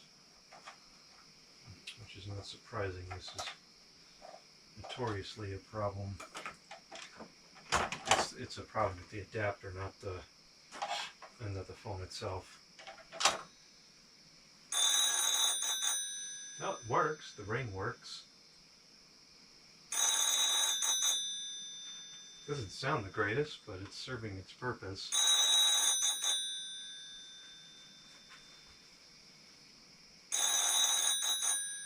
Might be because it's not level.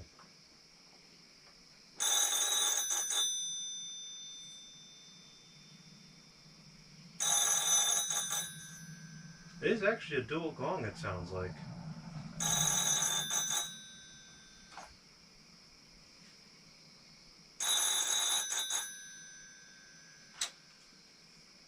Alright, here's our dialing tone. We'll go ahead and call the Farmer Jones cold line.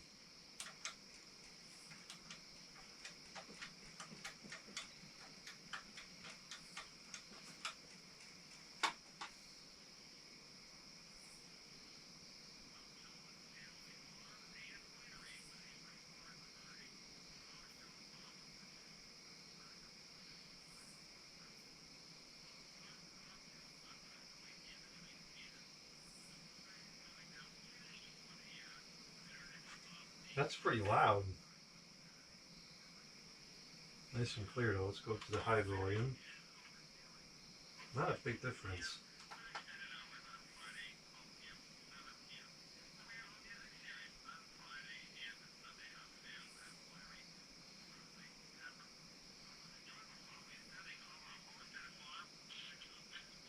Switch is a little scratchy.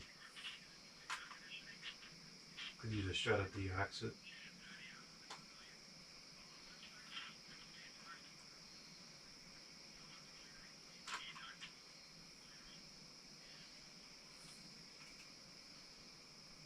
Yeah, no, that's normal. I don't think it was on the lowest setting before.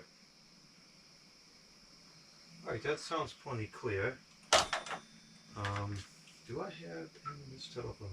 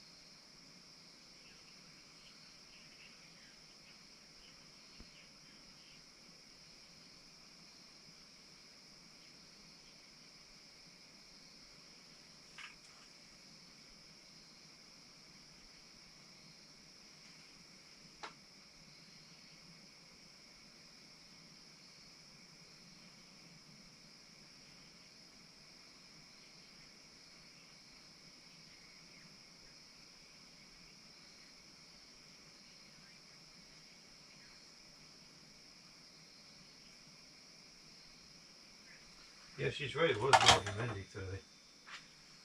Alright, so the audio sounds pretty good. I'll go ahead and record some messages now into the testing engine machine.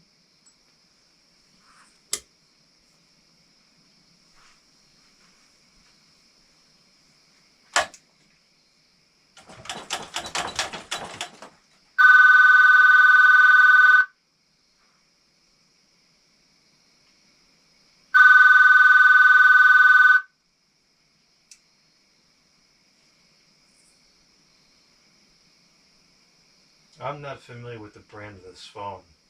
I don't like that it doesn't have a lot of side tone to it. Not good.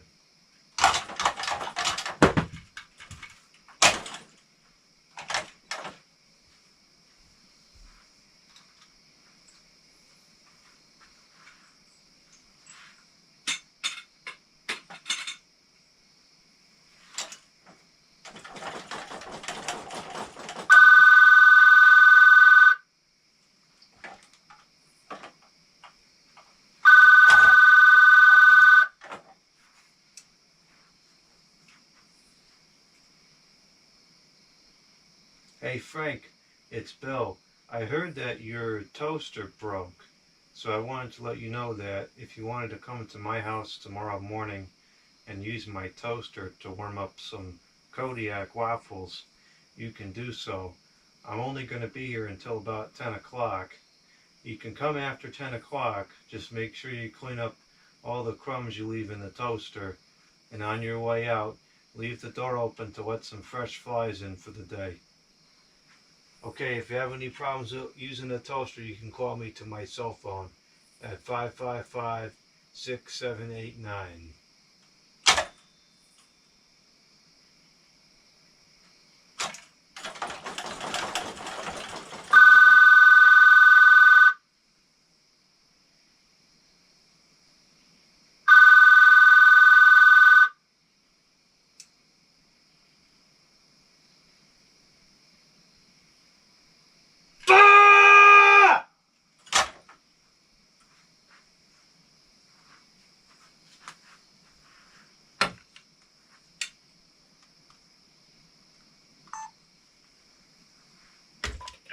New messages and 6 old messages. Message 1. I'm not familiar with the brand of this phone. I don't like that it doesn't have a lot of side tone to it. Not good.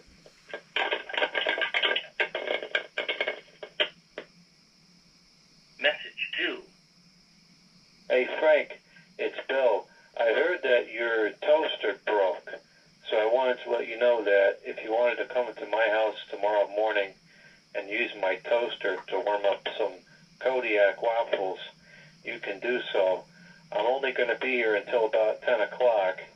You can come after 10 o'clock. Just make sure you clean up all the crumbs you leave in the toaster, and on your way out, leave the door open to let some fresh flies in for the day. Okay, if you have any problems using a toaster, you can call me to my cell phone at 555-6789. Message 3.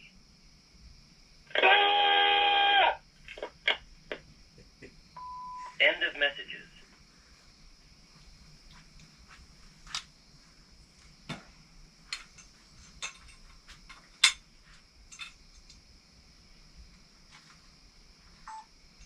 It definitely works, but it sounds kind of odd. I don't know what kind of microphone is in here. Huh. Isn't that interesting? It's like it's a condenser microphone. It's not what I was expecting. And it kind of looks like it almost looks like an aftermarket replacement. What the speaker looks like. Yeah, the speaker's pretty much what I expected.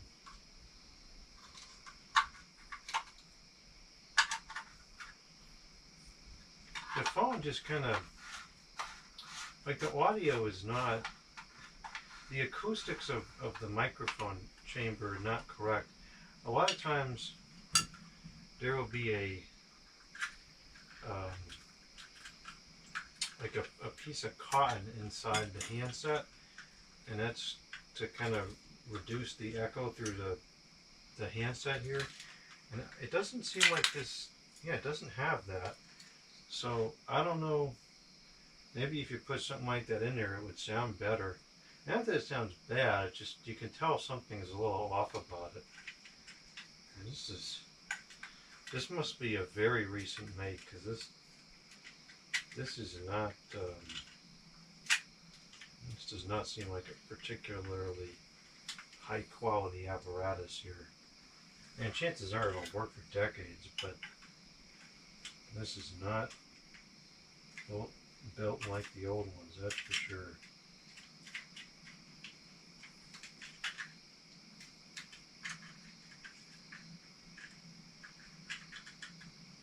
Geez, it wasn't broken, but now maybe it is. Oh.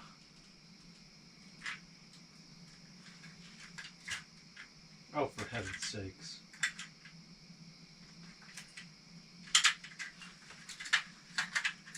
Yeah, that good old saying is, if it's not broken, don't try to fix it. Oh, I should have left this alone.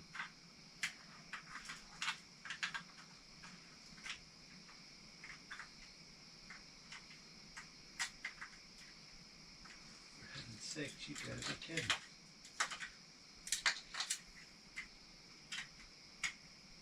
I have no idea how this goes back together.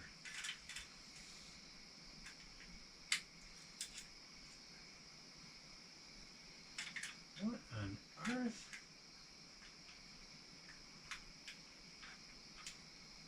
The stupid piece doesn't look like it's even remotely the correct size. How the heck does this work?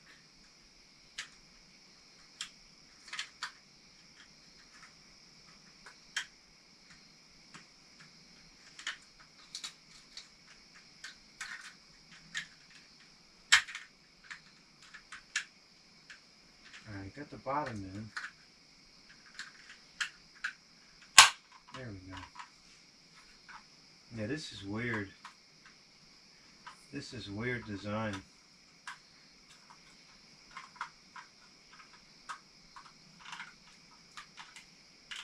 Like the microphone, it doesn't even seem like it belongs in here.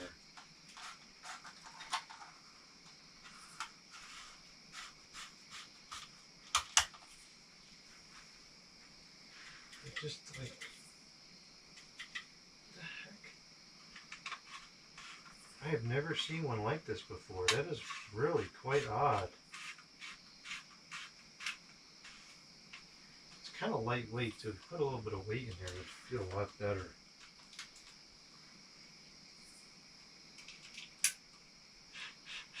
Oh, you know what?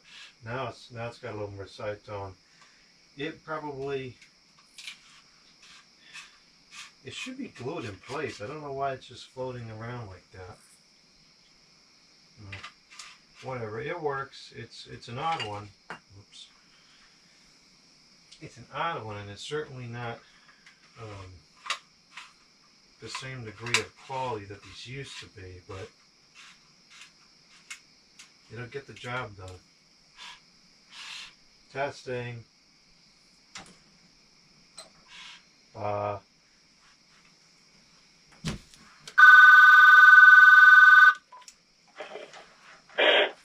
1, 2, 3.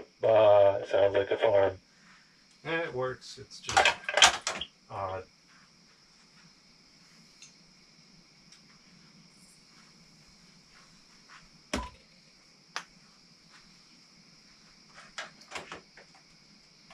Alright, well that's it for this one. It works. I want to give this to Jay. It's kind of a weird setup. I like that it's a condenser microphone because those are much clearer than the carbon ones, but at the same time, that microphone setup is also kind of dodgy. Well, that's a wrap for today. I'm going to go to sleep early today. I got to get up kind of early tomorrow. And then we'll be back on Monday making more videos.